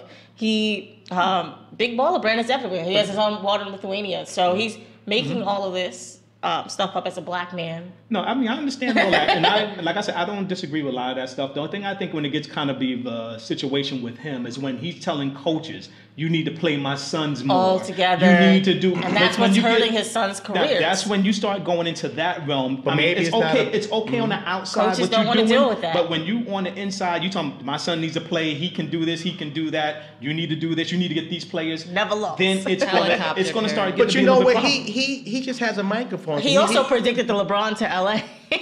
Yeah.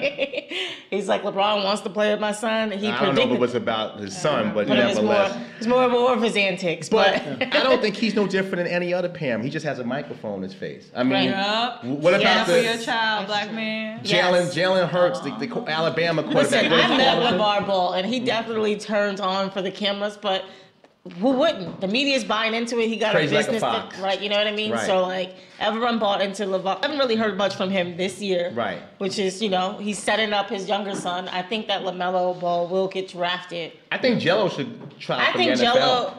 I believe. You said the NFL? Yes. I mean, listen, and Antonio Gates, Tony Gonzalez. He's he's what, 6'7", what, 240? He ain't gonna make the NBA, but he can probably, But out of all of the three sons, I think that Jello is probably the least likely, the least athletic. Yeah. He can be Cooper Manning. He can just work the middle child. Yeah.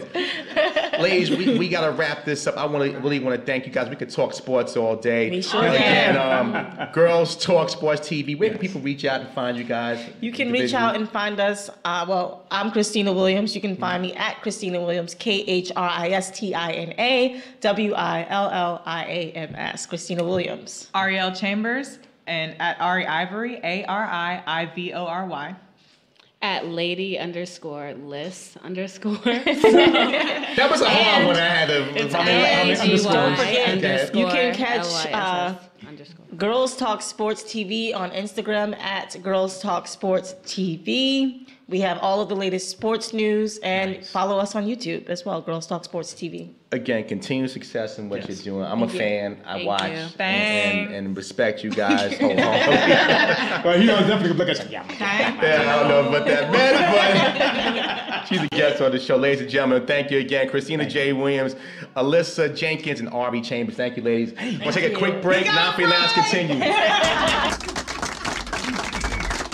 If you're like me, you're always on the lookout for a place to eat with healthy options. Well, look no further than Young and Juicy Cafe, serving healthy, organic, and wholesome meals affordably priced. Their made-to-order smoothies are crafted with the freshest ingredients. Y&J helps customers change lifestyle with customized healthy meal options built for life. Young and Juicy Cafe, 13 Lawn Avenue in New Rochelle. For takeout, call 914-654-1234. Young and Juicy Cafe. Eat to live. 914-654-1234.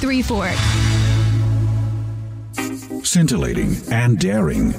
Diamonds are not always a girl's best friend is the wonderfully and cleverly crafted new novel from Lima Long.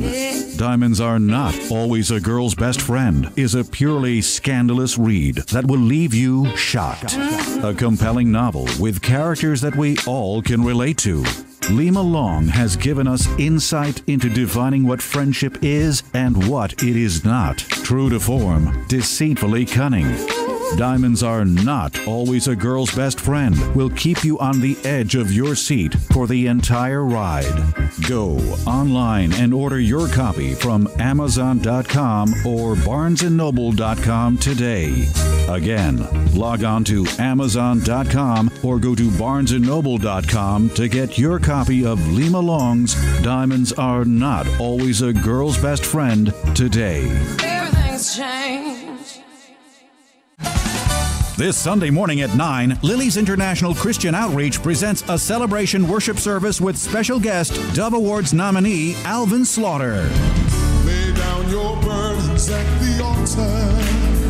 Come out and receive your blessings from God at the King's Temple, 36 Franklin Avenue, Hewlett, New York. Again, that's Alvin Slaughter this Sunday morning, May 22nd, starting at 9. And it's free. Let's all rejoice in the Lord. For more information, go to liliesinternational.org. Join in the time of celebration.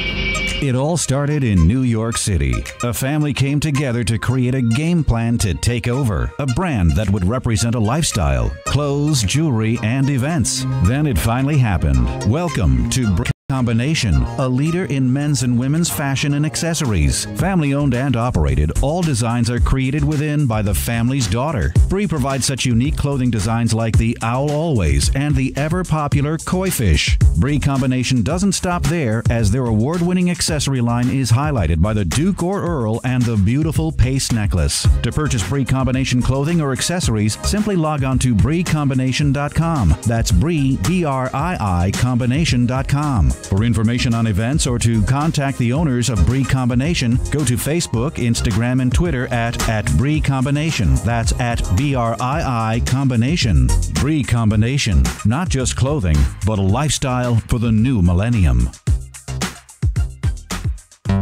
What's pop opera? It's taking the world by storm, and pioneering this new sound is Cherise Mills. No stranger to running from the front, Cherise has done it again with her latest single, Champagne, featuring French Montana. Yes, Champagne will have you grooving and desiring so much more. Purchase the new single Champagne by Cherise Mills featuring French Montana on iTunes. To learn more about Cherise Mills and the pop opera movement, go to her website, CheriseMills.com. This weekend, get your taste of Champagne. So I could call Eddie Bailey at EVT, and he could come out to the house, and we could clear out the garage. This is great. I love this. If if you're a business owner and you need office cleaning services, you're a homeowner like me, you need assistance with carpentry or floor care or just a general cleaning, you could call EVT Cleaning Services. They have general maintenance to electric repair. EVT covers the entire tri-state area for your home and your business. And Eddie Bailey is a New York native. He put together this homegrown business that's second to none to help you with all the dirty work for your home or your office. Landscaping, janitorial, even demolition services. You name it, they do it all at EVT Cleaning Services. 347-755-4263. 347-755-4263. Or find EVT on Facebook by searching EVT Cleaning Services. Tell them Piscopo sent you for a special discount. EVT Cleaning Services, the improvement professionals. Get 'em Girls Styles is the best place for all your hair care needs. Conveniently located in the Bronx at 1444 Boston Road. Get 'em Girls Styles specializes in total hair care and hair extension service, including wig making. Purchase any extension service and receive a free wash and set. Call 347-431-3225 or go to GETEMGURLZ.com and use the code 1039 for 15% off. Get 'em Girls Style, where beauty meets the eye. Watch yourself, Tom. We're back on the ride now, 50 Lounge Live, Saturday morning. A lot of activity in the studio. Big thanks to Girls Talk Sports TV. It was very interesting. I like that. Yeah. I'm gonna be looking forward to this show. You learned a lot about swimming. No, I always knew about swimming. I'm just glad that they just showed some more people of color in swimming. That's what I was happy about. Well, yeah. Wait, hold on. Color people swim? Yeah. Oh, see? They go to swimming there. Go the whole thing there. They're going to stereotype. I'm not going to address you off camera, though. Especially Miss Jenkins. She got something for you. She might swing that. That's all right. Booyaka in your face. But any event, man, that was a great conversation. Yeah, looking forward to them to come back, you know. Looking forward to them to come back and talk about some more different things. Without question. Again, go support that. I mean, great, not just because they're ladies, but they do great work. They know their sports. And they talk about things you're necessarily not going to just hear on the Worldwide Leader and other things that, you know, are affected. Justin's joining us, Just the Classic Man. What's going on? What's going on? This light is amazingly bright right now. You must have had a long night then. Yes, I did. Sure, I got home around 4 or 5 in the morning. What did you do 4 or 5 in the morning? Just bounce around a few, you know, locations. A little haberdashers? Went into a hood rat haberdash yesterday, though. It's not really a style. A hood rat? Nah, it wasn't bad. It was a hood rat spot, though. I was like, I'm not coming back here anymore. Boy, you know, you got to try something one time. Was the food good? Was the drinks good? Nah, the drink was horrible. The hookah was good, but things happen. It is what it is. Okay. Things in the shoe here. Yeah. So who did you have to you know, what famous waitress you was working with last night? Nah, it was actually Kev. I was honest. I behaved myself. I stayed out of trouble. Really? Okay.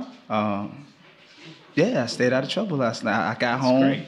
I ate McDonald's last night though. The healthy lifestyle. Guts? No. Bubbles? Because they say you can't eat the meat in McDonald's no more. So I ate the chicken in McDonald's. What they say about the meat in McDonald's? They say I don't eat it no more. Something about the meat is no good in like a few of the fast food chains. Yeah. So they say stop eating the burgers. Yes, they said stop eating all the burgers. So I said, well, I won't eat the burgers. I eat the chicken. Just go to Shake Shack. Yeah, but Shake Shack's not open at 3, 4 in the morning, unfortunately, in Westchester. Then have some carrots. What do I look like, Bugs Bunny to Shirley you? said cook. Cook? At 4 in the morning? After what I do? Nah, we're gonna have a fire. Have a hot pocket. You want a hot cooked meal? I need a quick meal. Something that's gonna go into the microwave or something that's just gonna go right into my stomach. One or the other. There's no chefing at 4:30 in the morning. That's not happening, no. Go call Shirley. Maybe Shirley make No, I don't want that. I don't want that headache either. That's another headache and a half I don't want to deal with. Kev, you know what happened? Let me tell you what happened. Let me tell you what happened. That's the last thing you need to hear. You know? I know at 2 o'clock in the afternoon, yo, Kev, I gotta tell you what happened. So you mic'd up there? So did you learn something from the ladies sports reporters? Yeah, I definitely did. It was an interesting topic because you know, as far as you're gonna go get your Liberty season tickets tomorrow, huh? What's up? You're buying your Liberty season tickets, right? That's a no. That's a definite no right there. He said his laugh. He's like, nah. They are affordable. I'm gonna stay in and sleep tomorrow. Nah, he just won my movie tickets. Well, I'm proud of him. I think they moved to Westchester, right? They moved them to White Plains. They moved them out the Garden. They put them in White Plains. I don't think it was their choice, but yeah. We talked about. See, this is what happens when. This happens when I have to take classes. When you're a bad guy, you do bad things. That's right. You get punished. Don't do bad things. Get in trouble with the peoples. You know, but I'm glad you're here because we continue the show. We gotta still have a great afternoon left, another hour left on the leader. Just to let Just know, because I don't know if Just even know, you gotta get your Japanese up. Big shout to FC2. Konnichiwa. There you go. Everybody's always konnichiwa. That's all I need to know. Dave Chappelle. Dave Chappelle show. Konnichiwa. Chappelle taught us how to say that. But again, a big shout out to the people in Japan checking us out. That's big moves, man. Are we gonna have to actually start speaking in Japanese? No. I'm not going to get the Rosetta Stone for no Japanese. No, but honestly, you know what the funny thing is? You want some sake? I love sake. Nah, honestly, I do love sake. Sake is great, and support. I will drink sake and support all day long. If you don't know, that's Japanese beer, and it's really, real good. It's really rice wine. Yeah, and rice wine is the sake. Wine. Yes. But the thing is that with them, they know American language very well because I mean, just like with the rap artists and all of them that go over there, so they know the words for words. So they very multicultural. So they good. Amen. You don't have to worry about that. Right. No doubt. Well, we're gonna take a quick break. We keep this thing moving. We got my man Sensomatic is in the house. Sensomatic's in the house, and it's a wild story how we're connected in some weird way. But we got him. Then we have my man Tone from Union Reps come through. It's non-free lounge. We continue to move on. Come on back. Look your best this summer. Let Feargal refresh your style with some beautiful white, blue, and pink shirts or any color you prefer. Feargal shirts are custom made with the highest quality Italian cotton, genuine mother-of-pearl buttons sewn on by hand, as well as handcrafted buttonholes. AM 970 listeners order 6 shirts now through August 28th and receive a 7th shirt free. To become fashion ready, go to feargal.net or call 914-826-5755. That's 914-826-5755. Ask for Kareem. Feargal. Looking good is a lifestyle. Want your child to receive Christian values along with a first-class education? Then the Flushing Christian School is your place, serving grades K through 8. The Flushing Christian School has been providing quality Christian education since 1950, delivering a passion for serving Christ to students for their benefit and for the glory of God. For more information, go to FlushingChristianschool.com or call 718-445-3533. The Flushing Christian School, 41-54 Murray Street, Flushing, New York, 718-445-3533. What do you get when R&B, soul, and reggae are fused together? You get the hot sounds of Gordon Andres. Man, I just gotta wake up. Past few months have been real rough. Hailing from Brooklyn, Gordon Andres is taking the music world by storm. Check out his new single, Free Up.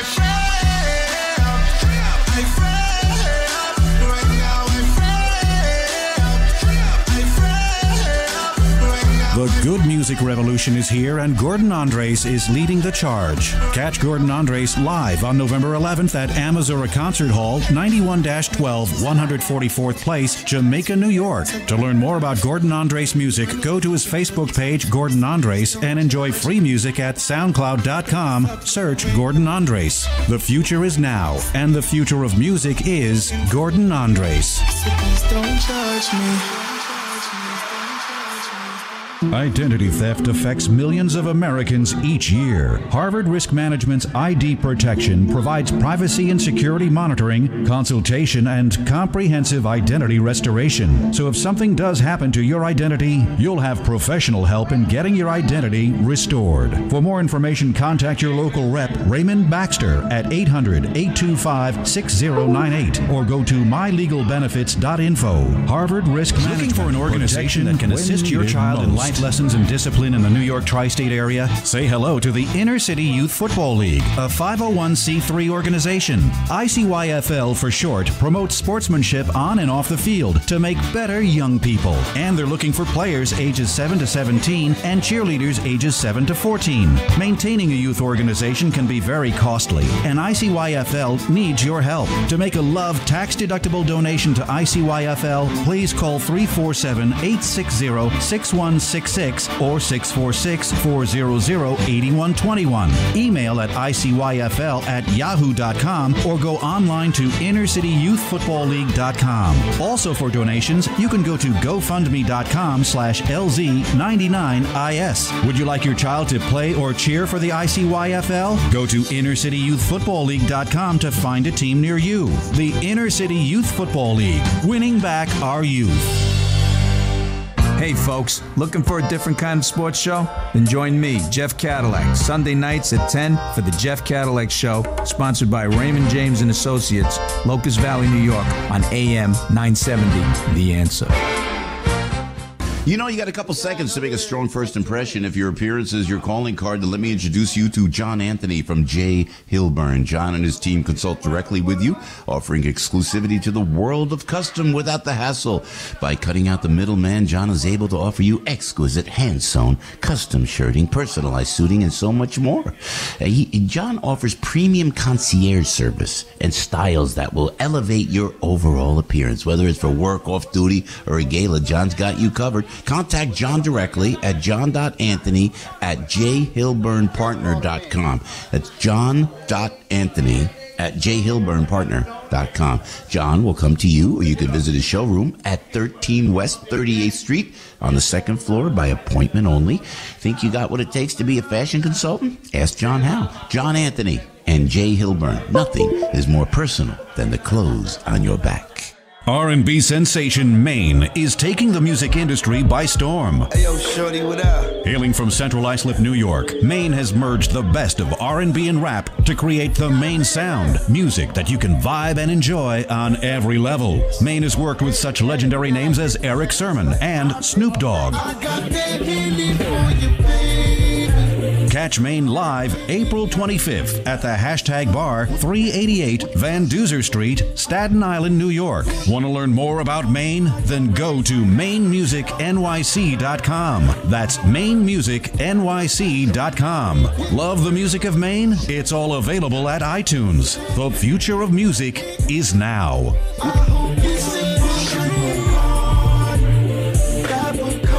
Remember to check out Maine Live April 25th at the Hashtag Bar, 388 Van Duzer Street, Staten Island, New York. We're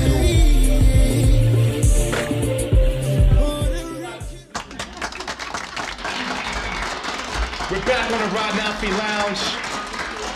Third hour presented by Rewind TV, Rewind TV. You said you got locked out the studio, huh? Yeah, I was down. But Backstage Ed taught me something valuable today. You know. What did he teach you? I can't deal with my family like they will respond. And my relative didn't respond to me or her down there. You know, we didn't get no response that she hit Backstage Ed. You know, so I understand now. Facts. Right. I had to hit Ed too to get in. I got locked out too. Yeah, see, so you know. Well, you can't. But we gonna fix this. The door shouldn't have been locked, you know. Well, stuff is going on from 10 to 11. That's usually when our guest is coming. So we gotta get a 15-minute grace period or something. I can't control everything in this building. I felt bad. I bumped into the guest. I was like, "You try to get in?" He's like, "Yeah." I was like, "I got you. Don't worry." I had to get him in too. I felt embarrassed. I was like, "What's going on?" But we came in. You didn't lock the door. You was the last one behind me. No, but the person. But when you went down to get the ladies, I didn't get the ladies. They had open. They must have locked the door. Yeah. So my we're gonna blame. We're gonna blame the engineer for making sure the door is not open at all times. Look. Now he just looked up like, oh yeah. We gonna get the engineer. He's supposed to have the door on deck at all times, right? But one thing I'm happy about. Y'all started way before time. Oh yeah, it was before 10 o'clock. They was live. I was here at 10 o'clock. The cameras was already rolling. So I like that. Rather than we be on. We a little late. We got a Japanese audience, man. They used to being on time. So the whole thing is that since now we got like about another 13 sites that's up and running on us now. We have to start live right at that time because that's when I've been broadcasting everybody that we're gonna be coming at 10 o'clock. So as soon as 10 o'clock hits. You heard it from Backstage Ed. That's all. So I said, when he says we gotta be on, we gotta be. You heard it. On. You see, I can't even say none of that. I just say you heard it from Backstage Ed. It's over. So I'm going to speak to you, but get you on. I know obviously Union Reps. What's going on with Union Reps? Right now we getting ready to shoot some videos. We getting ready to do some ventures with my family here. And we getting ready to do a lot of music, a lot of different music coming from different artists, not just in our camp. Like we just set a campaign. Everything is free on us. Mm-hmm. The video, the mix down, everything, just to get you up and running. And it's no contract type situation like you got to work with us or shout us out or none of that, because we believe in our work. It's going to stick for itself. The video quality, the production, if you come and get a beat from us or whatever, we going back to those old school tactics to where try to get more music out under our umbrella without it necessarily being with our stamp on it, but still having our face on it. So that's what we gearing up for right now. It's almost like the 80s back in the days. Like yes, because always work it. Trying to compete with this new technology thing, because I'm kind of like a dinosaur. I go back to the old era when, it was just a cassette tape, and then, it went to the CD. And I thought it wasn't going to go no further than the CD. And now we on streaming and all this other stuff that I can't even really identify with. I got to go to my nephews and, to give me help. What's Snapchat? Or consult with you backstage, because you technology suave to the max. So I said, how can I put our old brackets and infuse it in with the new? And it's still the same from whether it was the 80s to now. Everybody respect free and good work ethic. And we giving it up for free, and we got great work ethic. Union Reps rides with 950, our musical arm, because none of us are musical talent. I know I am. I just want to be in some videos. That's all I ask. Yeah, that's what I used to do. If you need somebody for a video, hit me up, bro. I'll be around. When I was in Evander, I used to... When I ain't doing that no more. Leave that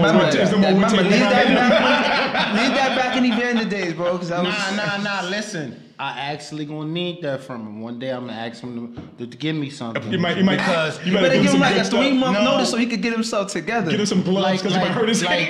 We don't. I need some dumbbells or something. So we got a thing, right? We don't do no samples whatsoever. That's what's up. But when we do a sample, it's created from somebody else. Like prime example, he just played out something. We'll match that exact sound Don't that he use played that. out. Don't use that. Listen, that exact sound that he played out and make a beat out of it. Well, so that's our sampling. So that's why I said that. We look for beatbox artists and all that because we ain't on no time frame. We ain't doing what everybody else is doing. We doing what we want to do musically. We're speaking not of confined old to nothing. school, today is Snoop Dogg's birthday.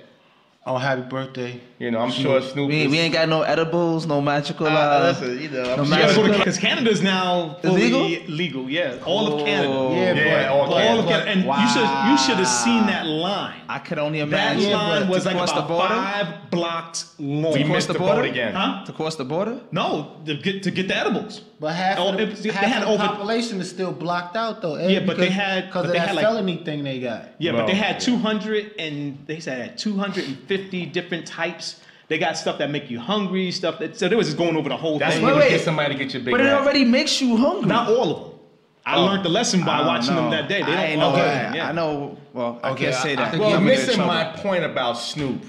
They didn't want to go about the weed. You smoke weed? No, I then don't. What you care about? I don't care. Listen, but that is Mr. Weed, though. I get that, but I wonder. I mean, the conversation kind of went kind of insane. Yeah, y'all tell us forget Snoop. That's why we go to Canada. I mean, it fits Snoop. Tony said, I'm going to Toronto after the show.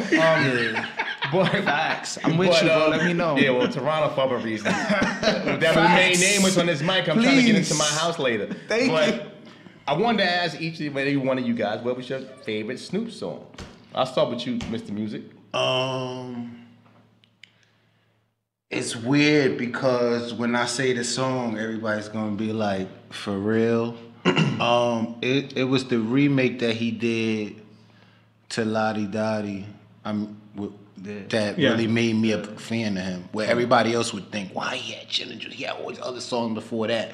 But see, I'm come from this music genre of real lyrics, and before that I just thought that he was a real catchable rapper, you know what I'm saying? Like he knew how to say all of the right catchphrases, you know, and get people lured into the pot. And when he did the homage to Slick Rick and them, then it showed me that he could really rap, because you can't do homage to Slick Rick and can't really rap. He's one of the greatest storytellers to ever grace the planet. So what about you, Josh? I got two. I actually had to look them up just so I could say what they was. Yeah, I like that. Always precise. Yeah. I had Gin and Juice because I was in what? I want to say I was 12. And that was one of the first West Coast songs that really caught me. Like, wow.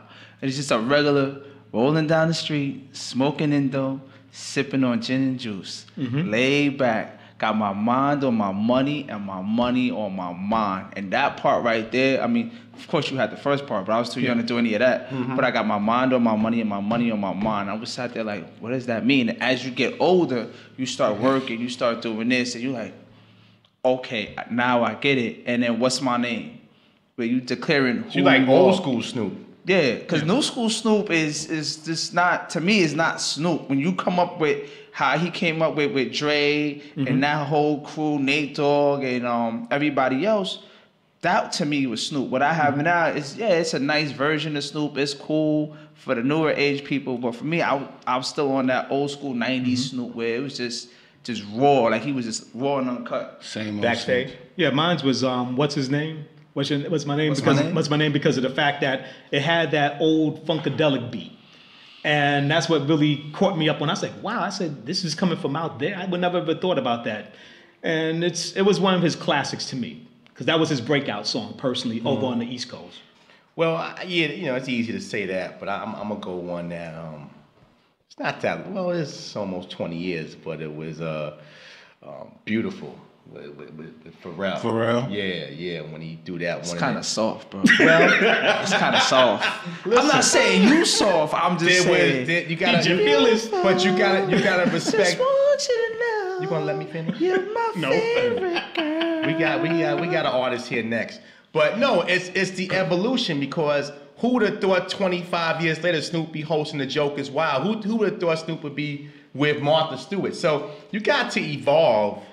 As a parent, you just can't stay, well, I like, you know, he's 40-something, almost 50 years old. It has to be an evolution. No, but I think all artists have an evolution. Not all artists have. No, I'm talking about the older school artists. No. Which ones you think that didn't change? I'm not gonna mention no names because some of them have been here. I'm gonna say this. You got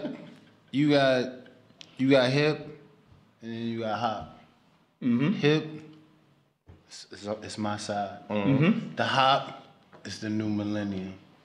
Then for the old school people, you got entertainers. Yes. And then you got rappers. Snoop is an entertainer. Yeah. And he's always been an entertainer. So he's gonna stand out. It's all depending on where you want to go with your brand and if you want to label or box yourself. This is why I'm with y'all as a family, because I don't want to just be conditioned into just rapping and doing beats. And speaking of family, we remember. I'm gonna tell this joke. he said, I only can speak for myself. Those two deep breaths said it all right there. Yeah, you see, I just told. Let people know where they can reach out to you and find you, union reps in the whole in the club. We got union reps on Facebook. We got union reps on Instagram, Musically, Tidal, TuneCore, SoundCloud, everything we on. No doubt. My brother Tone. Take a quick break. We got an artist in the building. He's doing some amazing things, and he's going to talk about what he's got. He's got an interesting story. Sensomatics here. It's 9 Lounge live on Saturday. Come on back. Nice.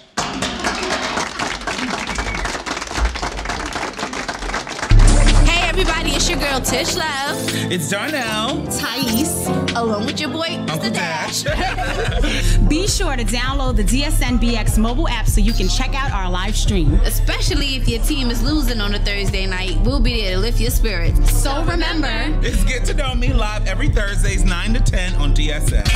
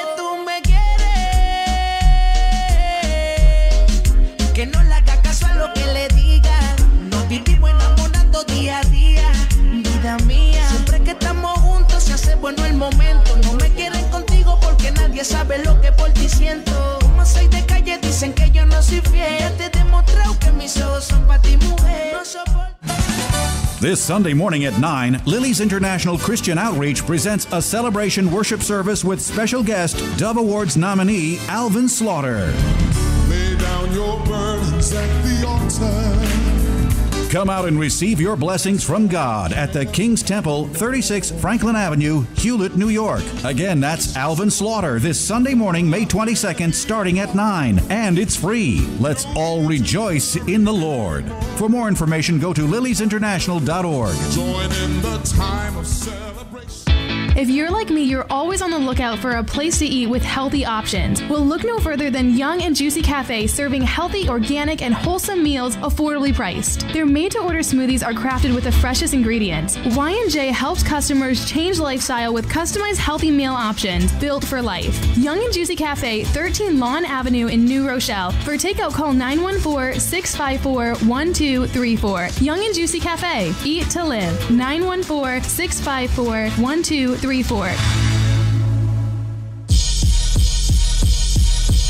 E. Jones Show proudly sponsors AMW Clothing. Now, what does that stand for? Ambition, motivated women. AMW Clothing is the embodiment of the culture many of us grew up in, but it's also the flavor of the new era. Style beyond judgment. Style that represents appreciation, drive, and hustle. Now, what brand you know can put those three words in the same sentence? Even celebrities such as Iman Shumpert, DJ Diamond Cuts, and many more are repping that AMW lifestyle. So tell me, what are you waiting for? Represent the brand today. Go on Instagram, follow and contact the girl Snow. Her username is @SnowDaddy__. That's SNOWDADDY__. Again, @SnowDaddy__. Follow her to stay updated with daily sales for quality merchandise, all the way from Street Fighter dad hats, Aaliyah and TLC shirts, to the best-selling Damn Gina hoodies. So go right this minute and check out the one and only brand that fits you. Ambition, motivated woman. Clothing.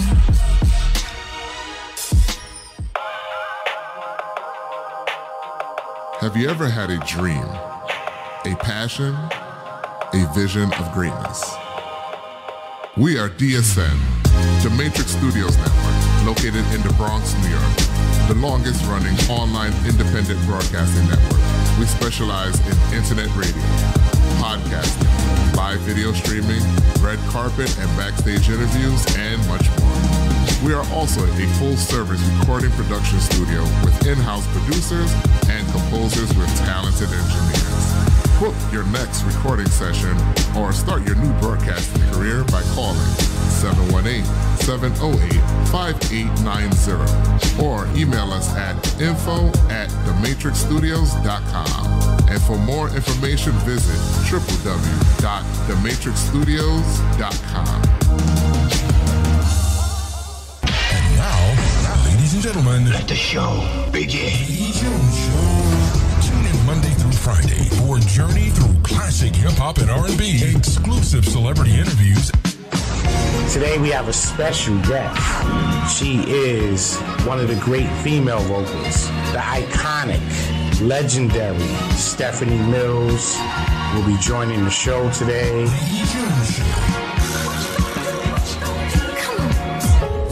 Your celebrity news and gossip.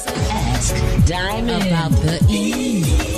Make sure y'all tune in. WWRN Urban Classics. It's the E. Jones Show. The E. Jones Show featuring the First Lady Sharonda, Cody, and Mills. Start your midday with a dose of E. Jones, Sharonda, Cody, and Mills. Waking your assets up. Monday to Friday, 10 a.m. to 1 p.m. Eastern Standard.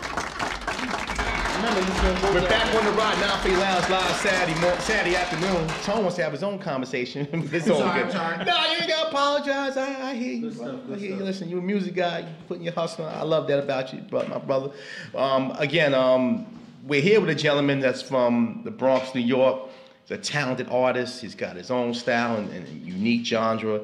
And the story I just found out Thursday, me and his sister know each other. Ladies and gentlemen, welcome to 950 Lounge. Sense-O-Matic. What's going on, brother? Thank you very much, 950 Lounge. Thank you very much, Kev, for inviting. Yeah, man, it's a good thing. It's getting chilly right now. It's October. Kidding. You know what I mean? I got the leather on. Went from like 65 to 40 overnight. I was wearing shorts, and then next day I had to go pull out the coat and put it in the cleaners. And the thermals. We about to go in the thermal weather. It's crazy. But thanks for coming on this morning, My pleasure. Man. Thank you. And big shout out to your sister Shanta, man. That blew my mind on that one. Serious. I mean, when she told me on IG, she was like, "Oh, that's Kev. Oh, that's my man. We went to high school together." I was like, "Yo." We went to elementary school together. She went to high school. We went to PS1, PS21. So it goes back even further. Yeah, I think it's the last time I had hair. So you seen the juice kit come up over your head now, right? That's a long time ago. Yeah, I was a goofy kid. Putting my mama Dax in my hair. That was. Man, I'm still Jackson, fam. I'm still with you. Well, you got the do-rag. I'm still Jackson, baby. But never that. You here to talk about your music. You from the Bronx, New York, man. Yeah, Obviously the home of hip hop. And when I looked over your profile, it really, without even hearing your music first, just your profile alone shows your range. When somebody says, I listen to 107.5 to CBS 101.1, that tells me right there out the chute, it's got a various broad range in music. Talk about that from a standpoint that developed the Sense-O-Matic sound, that range that you can go from classic rock to urban R&B. Well, I'm going to be honest with you. You know, my mother, when I came up, she used to play 107.5. I used to listen to Sunday morning classics, Hal Jackson. Mm-hmm. You know, when I used to ride in my father's car, I used to listen to rock. Right. You know, for a black male and a West Indian male who listened to rock. We're like, damn, how the hell did that happen? Right. I mean, he loved Bob Marley, he loved everybody, but he also liked Carlos Santana, you know, he liked Jimi Hendrix, he liked the Beatles. Those guitar licks, right? Yeah, he was a guitarist, you know. And it's a funny thing because in my family, my aunt happens to be a member of the 50s group, the Chantels from the past. Nice. Sonia Goring. Yeah. So it's like I have a lot of music and a lot of art running through my family and my blood. My mother's an artist. She's a designer and she's a painter. Right. So it's screaming out of me. Although I haven't had the opportunity to do it 100% of my day, I still like to do it. I still love to do my art as much as possible. No doubt. Now, again, you're a student in the game. You've worked over 1,000 projects. You've been doing this now, not to put your age out there, but you've been doing it up almost there. 20 years. Yes, sir. So as you've kind of seen the growth of, you came in a time where, you know, you got the CD out, the CDs were still prevalent, you still have music stores, to now where there's all about online and SoundCloud. likes and SoundClouds, and music has become, I think in 2018, more image than audio. Absolutely. Your thoughts as being a guy still in the game, but still trying to remain relevant in this new day and age. Your thoughts? Well, I'm an older individual compared to a lot of people who's making their footsteps in the industry right now. Right. Honestly, the social media has exploded on the scene, and that's an entire brand new element that artists from back in the early 90s, the early 2000s just did not have. Right. So for me to even be able to tap into that right now is an experience for me. It's like a whole learning curve. And I'm jumping out there as best as possible, you know what I mean? I work full time, so I gotta figure out a way to manage my craft and manage my time to grow an internet presence as well. Let's jump on that, because you said obviously you still work a day job and this music is a passion, but it's also a cost. As an independent artist, how do you, and I know like Tone is in that same boat, but how do you kind of ration, you know, you got your family here, the fact of, hey, I'm trying to pursue this dream, but yet I got a baby girl to feed, mouth to feed. Yes, sir. How does that balance become when it's like it's all coming out of your pocket as an artist? Frustrating. Yeah. Honestly frustrating. And it's at the end of the day, you get a little discouraged because, you know, you want things to move faster. You want to blow. You see people on TV. You're like, I could do that. But the real truth is you don't know what those people did to get to where they are. So the way I look at it is I got a lot of growth to do no matter how old I am. I still have to grow up more so I can get to that level where I'm more competitive and I'm more able to talk to people on that wide stream level. Now with the now going into the SoundCloud and everything else with that, how's that been going for you itself? Going into the digital media part of it, coming from CD to tapes now to digital. Yeah, as far as making the transition is good, but as far as getting a community for myself, as far as the fan base growth, difficult because people are like, who the hell is this guy? I can't see him on TV. You know, he doesn't know nobody. So that's the part that I'm working at right now, as far as backing up, making sure my face is seen in certain places, being able to come and talk to Kev, come and talk to everybody. Don't say that's just me. They get mad and you just say me. We don't say It's only Kev. It's only Kev. It's the Kev show. It's not 9:59. Just the Kev show. We all want to admit to it. It's all right. I didn't say that. Going into 2019, we're just gonna name the show the Kev Show. I like that. Yeah, I know you like that, right? Hey, look at him. Yeah. Kick rocks on that too. See what you had to do. Talking to Sense Somatic. So now you're looking at doing collaborations with other groups and other artists and everything else as well? Absolutely, 100%. Now, is there any particular ones that you would love to do collaborations with? As far as the industry right now? Yes. Oh man, I would love. Or even some of the older ones. Give me 5 people that you actually want to work with right now. 5 people. Oh man, Smith & Wesson. Right off the gate, Smith & Wesson. Union Reps? Union Reps. This goes Kev said. Die line, and die line. KRS-One, Rakim, all the originators. Public Enemy, you know. Now, let me make it harder for you. Give me 5 up-and-coming new artists that are out right now. Not the old school dudes that, you know, you've had that appreciation for. But give me 5 dudes that are out right now that came out within the last 4 years. That you might work with where you could actually show them something or open their eyes and they could show you something. That's a difficult one because I'm not good with names right now. But I'm not even gonna lie to you. Although his image is a little, how should I say it, altered. But I feel Soulja Boy has a huge presence. Okay. As far as the West Coast and the Midwest. Okay. You know, he's not East Coast. Nah, not at all. Not at all. I feel. Let me see. You said 5. I'm not good give me with 3. names. All right. I'm just trying to make it more difficult for the fun of it. Let me see who else. So it'll be all right. So let me throw names at you. Yeah, then. throw Drake, Cole. Yeah, for sure. That's what I'm saying. I like definitely these, feel like 6ix9ine. Nah. I'm gonna be honest with you. I don't feel like I could run Big with him. Sean. Yeah, I like Big Sean. Let me see. Who am I forgetting? Kendrick. For sure. So that's it. There's your 5 right there. Right there. So that's what I'm saying is like, because some artists who, you know, you still do the CD, you still do that, but if you want to move to a newer age, you're going to have to grasp newer age guys. Like, it's great to want to work with KRS-One and all those guys, but what are they really doing right now? They're more on the back end, in the background, and you're still an aspiring artist. So you've got to try to grab up-and-coming guys, especially somebody you could, you know, partner up with and be like, yo, I got this, you got that. Help me out this way, I'll help you out this way. So that's one piece of advice I could give to you. Try to find newer artists that are coming up, you know, union reps. I'm sure they got a few people, and just new people in general, where you could just say, I might not like his style 100% or her style 100%, but I could rock 80%. If I could rock 80%, I could just watch what they do and how they build up a fan base. I could grab that. And build it on my end. Yes, sir. Do a couple of shows here and there, you know. Now 50's always looking for a Thursday opening act. I'm not gonna say for what, but we always need a Thursday opening act once a month. Good plug. You know, so it's coming. Don't worry, it's coming. And this is how you build. Yes, sir. And you just do it that way. It's a quicker way to just, you know, learn the business. And another thing is, I'm not only like a rapper. You know, I make beats. You make beats. I make beats. So now, how are you getting your beats out there? Well, it was going back with my age thing. 10 years ago, I did I Stand It. Mm-hmm. So I had paid for that. So and I didn't win, you know what I mean? But just the mere fact that I stepped out of my comfort zone and seen what other people was doing and saying, okay, you need to really, really get better in the studio, do what you need to do, make your beats louder, make them stronger, make them pump, get the low end going. You know what I mean? And if you really want to talk about hip hop, you know, and that's what sent me back to the lab and said, you know what, you really dig hard.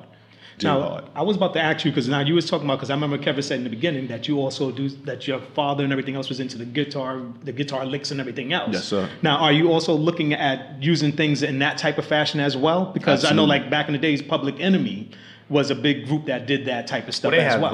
They had rock. And then you also had a couple other rock groups like Living Color and a couple others that did Onyx. Run DMC. That's all. Be honest. Run DMC was a rock hip hop group. Yeah, but look at them. Yeah, because as I was saying, so did you think about doing any type of Absolutely. I'm like currently taking lessons for the guitar as I speak. I mean, I've been doing it for the last 5 years. My guitar teacher's name is Tony Joyner. Mm-hmm. And he's been doing this for me, helping me out. Even though he lives in Florida at the moment, he's like, we go on, you know, we video chat. Mm-hmm. He's still sending me lessons and he's still keeping me under the tutelage. So yeah, I would love to play live. Yeah, because I know like one of the ones people don't really realize. I think I forgot which group he was on, but Slash. Yeah. And nobody really knew that he was actually a person that's African American. He's black. Yeah. And nobody played really for knows Michael Jackson. Yeah. Yes. And on nobody many really, tunes. Yeah, and nobody ever knew that. And they was like saying, huh? But he was just up in Europe all the time. But that's the one thing. That's right. Talking again in the sense of Matic, I want to dive back into the business of music because you own your own studio and you know you've been putting out this work. I know like Nelson, engineer, he's an aspiring artist, and like I said, Tone is doing his thing with Union Reps. But I want to take a break. Let's talk about the business of music. You mentioned something earlier about exposure and getting out there and getting your face out there, and this is one of those stops that we're happy to have you. But I want to talk about how that may have changed in your effect of being an artist and taking this to another level. Skinny up with Sensimatics, 9 Feet Lounge Live. Come on back. New Move of God Pentecostal Church in the Bronx needs your prayers and assistance in purchasing a new church home. Won't you open your hearts and support? Go to www.gofundme/newmogpc. Any donation is appreciated. For more information, go to newmoveofgodpentecostalchurch.org. football fans? It's your girls, The Essence and Tanisha. And we are Real Ladies, Real Talk. Yeah, we know. You're trying to listen to your football game. Yeah, we know. But this is for Wednesday night from 6:30 to 8:30. You can watch us on Ustream Live. Or you can go ahead and download our weekly podcast on iTunes and Stitcher. Get in line. At least it's not on Sunday.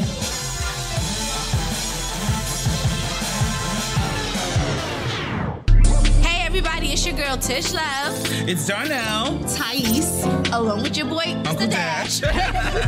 Be sure to download the DSNBX mobile app so you can check out our live stream. Especially if your team is losing on a Thursday night, we'll be there to lift your spirits. So remember, it's Get to Know Me live every Thursdays 9 to 10 on DSN. This Sunday morning at 9, Lily's International Christian Outreach presents a celebration worship service with special guest, Dove Awards nominee Alvin Slaughter. Lay down your burdens at the altar. Come out and receive your blessings from God at the King's Temple, 36 Franklin Avenue, Hewlett, New York. Again, that's Alvin Slaughter this Sunday morning, May 22nd, starting at 9. And it's free. Let's all rejoice in the Lord. For more information, go to liliesinternational.org. Join in the time of celebration.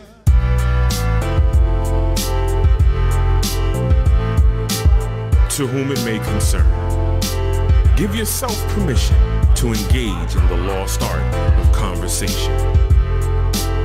Indulge in the exchange of stimulating thoughts and ideas. Examine and reflect.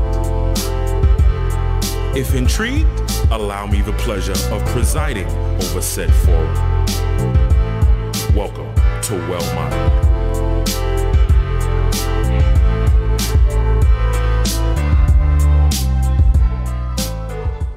Football fans, are you looking for an alternative experience this spring? If yes, then welcome to the Triborough Football League.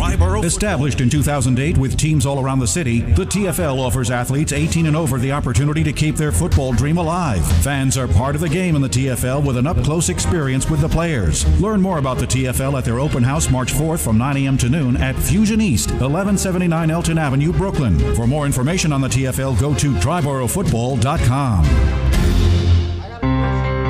Is something missing from your child's school experience? Are they receiving biblical values along with academic excellence? Like to find such a school? Then welcome to Flushing Christian School, serving grades K through 8.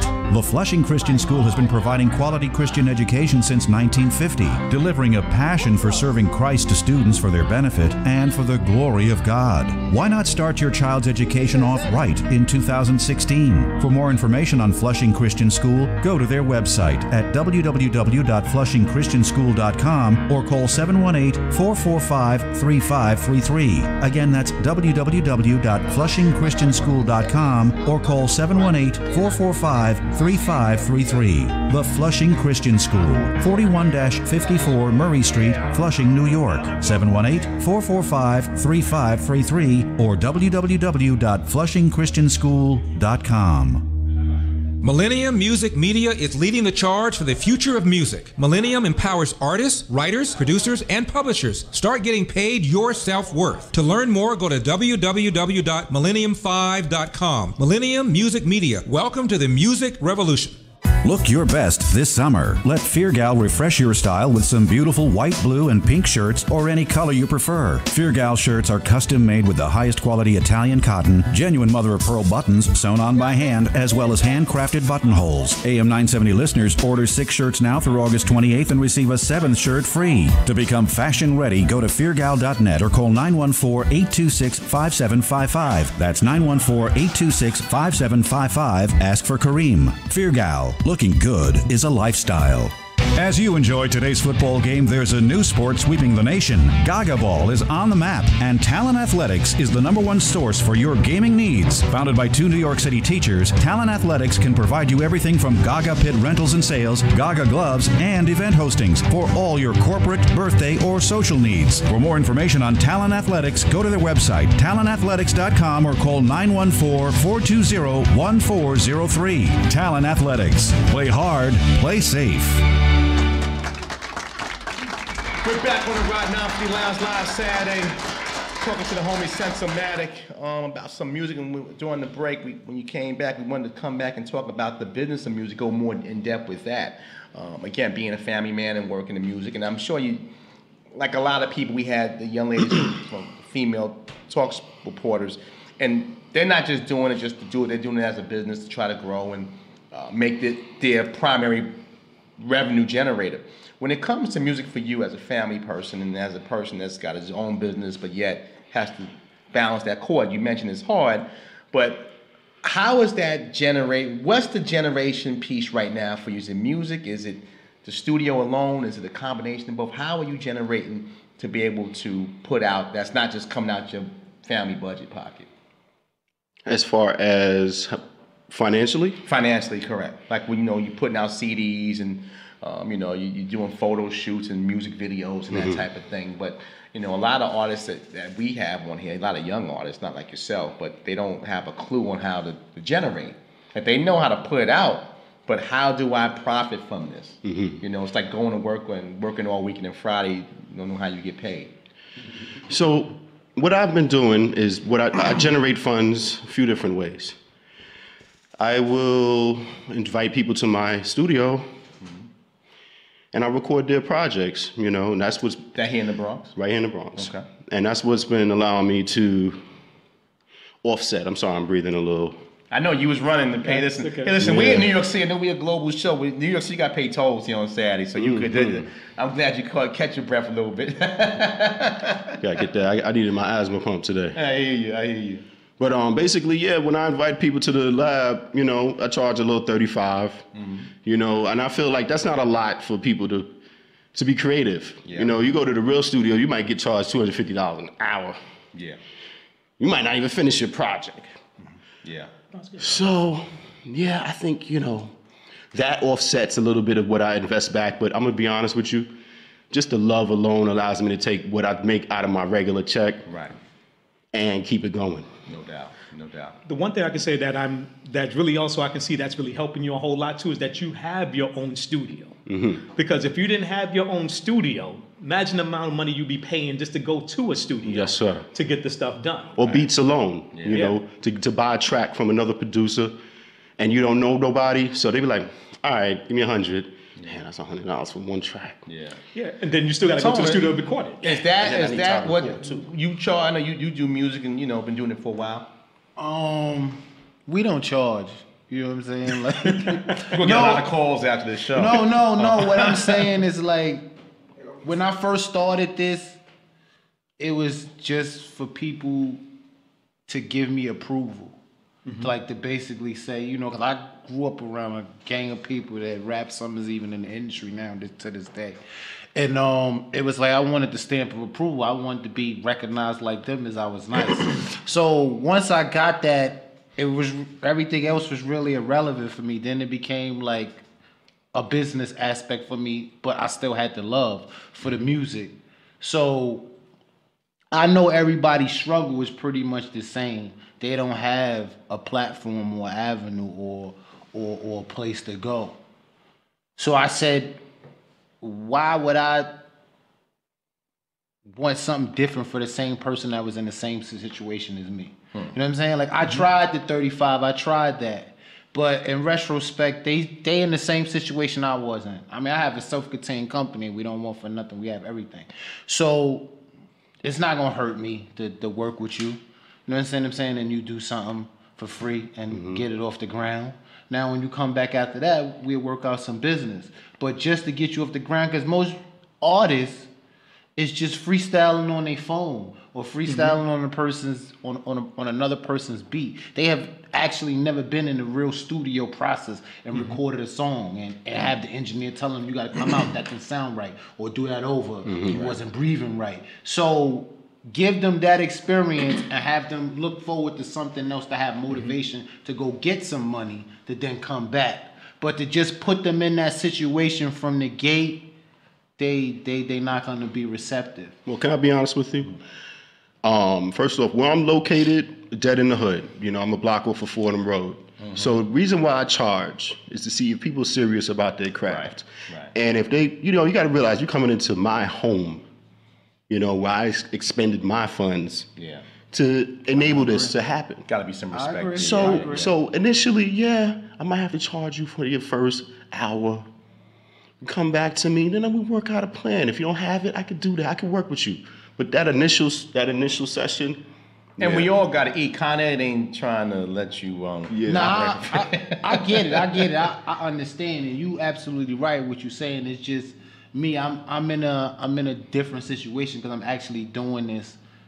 My whole sole purpose of that. Me and my partner argues about that because he don't agree with my merit of it. Mm-hmm. But I will take care of that part of it. Let's just get it done. I don't agree with the tone, just to the record. It's just that most people, they have the talent, but you got to see what you can do in the studio. Because talent means nothing. Mm-hmm. You could be the nicest basketball player, but if you don't know how to formulate a drill, how to run a play, that talent is useless. Yes, sir. And it's the same thing in the studio. You got to know how to say this the right way. It has to be on cue. You have to be riding the beat. It can't be no stuttering. So once I know that you could get through that, then we could talk about the money. Because a lot of people never been in the studio, but they lie to you and tell you they have. And then you're in the studio, I'm charging you just $35, and it's taking you 4 hours just to get through your first 16. Because you nervous and you never been in here. More money. You never been in here. Now you arguing with me about well, I got it, but I still ain't get a song out of it. You gotta do your homework before you come to the lab. Yeah. So my thing was network with people, see where they at, and see when they go in the studio how they react. So you're basically looking more like as a mentorship thing. You're letting them know that I'm trying to get you set up to know how to go in, just in case, even if you don't come back to me, but you know what to do. Because half of the people that's rapping don't even know the format of rapping. You need to have rodeo come see what you They just think it's catchphrases and making things rhyme together. They don't know the process of how to ride the beat. They don't know none of that. But isn't that the process of what is now with rap? Well, can I say that? That is rap. Rap is just, I could say whatever I like, and if people find it to be hot, then they're gonna like it. Like your favorite artist right exactly. Now. Exactly. What are you saying, bro? Skip that, boom, that. Is he rapping? It's called mumbling. Now that's why you got mumble rappers. What are they mumbling? You don't even know. They not mumbling though. It's harmony. They're popular, and that's the business. Harmony, that's the business hustle that I want to learn. Catchphrases. That's the business hustle I want to learn. I mean, you might put out garbage. You might put out garbage, but they still got $1 million deal that they touching right now. Yeah, but how much they had to do to get that $1 million? Exactly. What did they have to do? Well, again, I think it's more imagery than audio. I think it's more visual. Kev, you said it. I mean, this is why I said earlier the hip and the hop. Like, it's more on the hop side because the imagery, and you could do something stupid, or somebody in camp do something stupid, and then you get a crazy following, and then they're going into that, or they're going into your sales. Mm-hmm. It's nothing is based on the music no more. No. It's on everything else. Well, let's go into the music. Okay, I was going to ask you. This is still part of the music. I was going to ask you, gentlemen, because y'all mostly do a lot of that stuff. How do you feel nowadays when you have so many artists mimicking each other instead of coming out with their own style? There's a lack of creativity right now. I mean, basically what it is compared to when in the 90s and the early 2000s when everybody wanted to have their own brand. Mm-hmm. You know, it's about what's selling, what's popular, and who's gonna like it. Who's gonna put a like on my Facebook? Who's gonna put a like on my IG or Twitter? If you're twitting or whatever it's called, tweeting, mm-hmm. You know what I mean? It's a popularity hustle. But if you ask that age group of, I say 25 to 45, are they really gonna like it? Most of the times, no. Mm-hmm. And even the people who are underground, who are struggling to come out, they're still not gonna like you. Why? You don't have a look. You don't have an image. Nobody knows you. Well, let's talk about the music, because I think you make a statement with Harsh Day's Grind, CD I'm holding down, pouring camera. Is this relative? So is this just something that you pulled out, old school, Harsh Days, It's like something talking about the imagery of the picture. The imagery of the picture. The imagery of the picture itself. The cover art that's my grandfather and that's my grand uncle. Wow. Okay. And I decided to use them just to feed off of that energy because you couldn't even imagine how hard for us now compared to them back in the 40s and 50s when they was coming up. Right. You know what I mean? Having to deal with slavery just ending 40 years, 50 years prior to that. Their family members are still, enslaved mind mentality. And them having to fight themselves and in different cultural barriers that they were going through. So they were young men coming up. So I fed off of that energy. Right. And try to blend a little bit of the old with the new. See, the funny thing is, I'm looking at the imagery of this thing. And I guess your guys who's on my Facebook page saw some of the stuff I put out back in the days, like how men used to dress up and everything else. And it was very sharp. They always had the suits, they had the hats, they was freshly cut, they was always kept themselves looking nice. Black men not walking around with their pants off their butt, wearing some weird looking hair colors, all this other stuff. Yeah. We were sharp people. We still are. Yeah.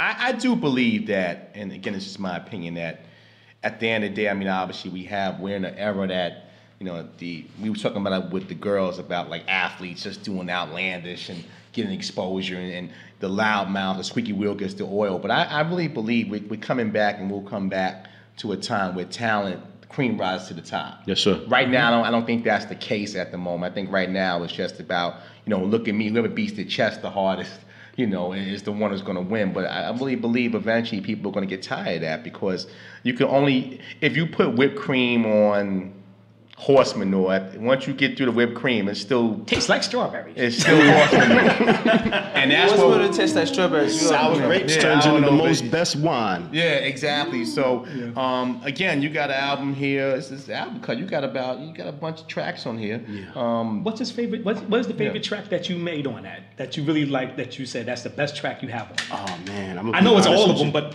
what's the one that you would pinpoint that you said that you like? I like. Be out there? If I was to stand out and do a song right now off that album, and I'd say this is my favorite, it'd be Mind Right. Mm-hmm. Mind Right is brief, it's to the point. The beat is, I would say, kind of R&B-ish, but it's just me just venting a little bit, and it's not angry. And what is it's it just about, being, basically? Mind Right is basically saying, you know what, I'm gonna do what I gotta do regardless if you like me or not. I might not be who you thought I was, but I still gotta do what I gotta do to survive. Right. I got to keep my mind right through this hustle time. Right. Get my mind right. No and doubt. keep it right. And we're going to play Sensormatic's music on our website, nowfreelounge.com, all week. So people get a chance to hear your stuff all week on our site, and they'll come up and, leave messages, and, we'll definitely link you to Sensormatic. If you got something to say positive about it, hopefully, we're going to play that because, again, if we can't support one another as artists, as people, as men, then what good are we? You mentioned about that song right there. What's the mindset you have to be when you're sitting down and writing? Now, I've met plenty of artists that come out and say they got to enhance themselves. Some say they have to have different lighting. Some say they just carry a notebook or they're talking to their phone these days. What's the Sensormatic mindset when you say, listen, I got to put the wife, the kids away, and I got to write? What's the format like? I'm gonna be honest with you, especially now that I'm a parent. It's when I get a moment. Got it. When I get out of work and I might be stressed riding the 4 train, stuck in between stations. Yeah, I know that feeling. You know what I mean? When I'm online at BJ's and it's wrapped around it, I'm like, damn, I wish I had my mind right there. You know what I mean? Right. Or make this money. You know what I mean? So I could get my lab to the next level. And start meeting the right people who can start really opening some doors. Right. And I wrote a lot of this under a lot of stress because there was a lot of, I sat there and I watched my daughter grow over these last couple of years from an infant into an 8-year-old. I have a stepdaughter who can't walk, you know what I mean? And I've gone through a growth period right now in my life, and Hard Day's Grind is, I'm be honest with you, ain't the damn thing easy about living in New York and living in this world as a black male. No doubt. Coming up, you know what I mean? Taking care of our queens and just being honest to myself. Right. I mean, my album is just about me being honest to myself about right now who I am. And where can people find the album at? It's on YouTube. It's on Spotify. I distribute it through DistroKid. Okay. And so it's everywhere right now. I mean, you could look it up right now, Hard Day's Grind on YouTube, and just check it out. You got 15 songs. three little instrumental snippets that I just, I pushed together.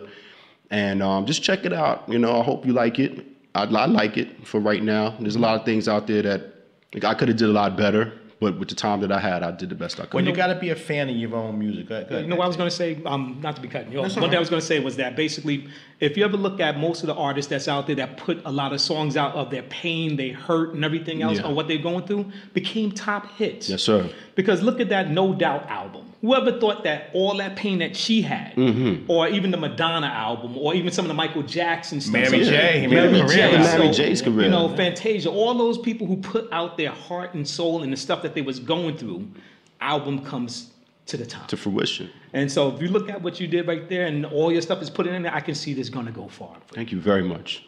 Nelson, you want to ask something? You've been quiet today, man. You just in awe? I'm trying to get his phone working. He's stuck over there. He's trying to get his mind right. He in his settings in that Apple world. I'm trying to give our young scholar a platform. He quiet today. I finally got the phone, the email account good, but to be honest, I just had quite a few, drinks last night, so I'm just chilling right now. That's good. That's what good. I need is just some that you can do that. You're young. Some sleep, So that's just what I'm looking forward to. But keep definitely doing what you're doing, and I hear people say you really gotta want it more than your next breath, because it's one of those situations where when you want something, you really want it, like when you hungry that you gotta eat. Keep going with it. You gotta keep going, because and with a lot of people, it seems that things happen overnight, but they just push. You gotta grab that one song.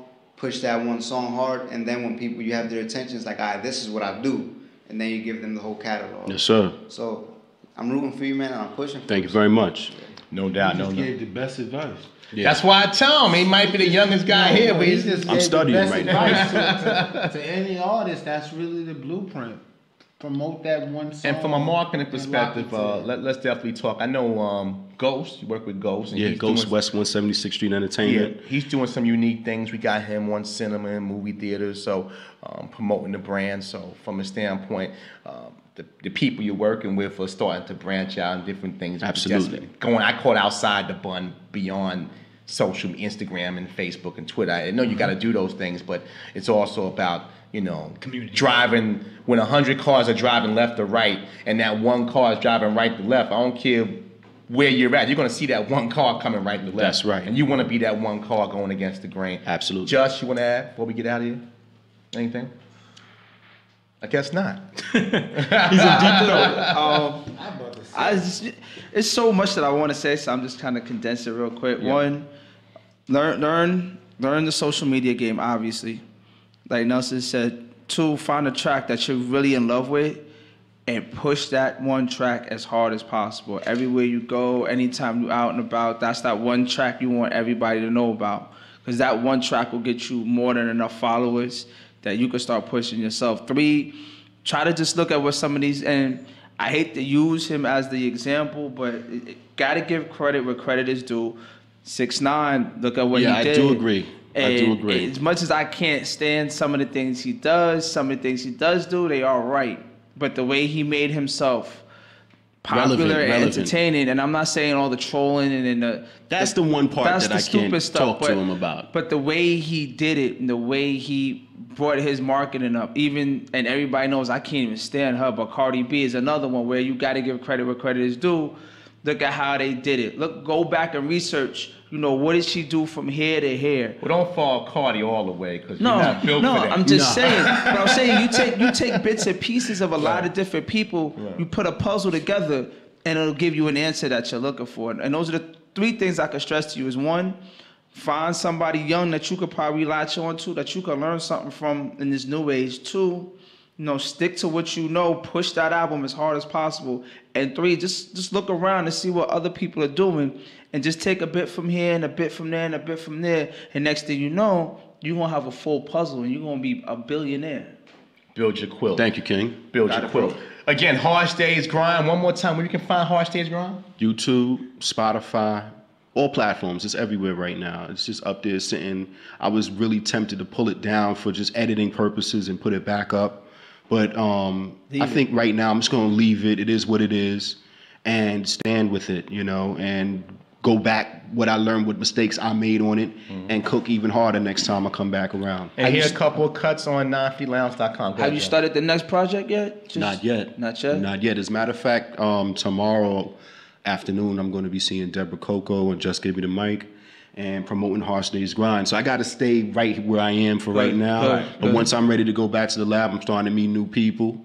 You know, union reps, I'm hopefully we'll be able to build on something in the future. We're definitely going to do something. You know, immediately, because that's Tone knows he don't charge. So that's I mean, how I operate. That's how I operate. So we're gonna do something. You know, and I'm trying to have the right team right now to really get the damn thing going. My thing for you would be right now. You said you feel confident about that Mind Right. Then that's be the single that you need to be promoting, and then you need to come up with a treatment for where you want that video to go. And once you come up with that treatment, the way you want that video to go, that's going to be our first interaction in business, my brother. Thank you very much. Well, we hope we get, we got you an interview here. Hope I just want to be in a video. I just want to be in a music video. Dancing. I'm going to be dancing in a video. Yeah, my daughter's going to have the main spot right there next to me. There you go. Let's get her. She wanted to come on camera. Come on, let's get her before we get out of here. She said, she's going to come on camera. She's like, no, I'm not. She's actually filming right now. Okay, she's filming. Okay, she's working. It's all good. It's all good. She's behind the scenes. She's the one that's going to be counting the money, making sure everything is right. And getting her bars up. No doubt. But my brother, thank you so much. Thank you. It's been a real pleasure. Thank you. One more time, where can people reach out to you on social media? Right now, you can hit me on IG at Sensological. Okay. If you want to talk to me by YouTube as well, Sensological channel. If you want to send me an email, I'm on Gmail. So that's Sensomad, SENSOMAD @gmail.com. All right, and thank you very much. Big shout out to the brother Sensomatic again. Shanta, I hope you're watching. Again, your brother's here. Harsh Day's Grind. Go check it out. We'll have a couple cuts on nonfreelounge.com this week. It's been a great show. Really big thanks to the girls from Girls Talk Sports TV, Sensomatic.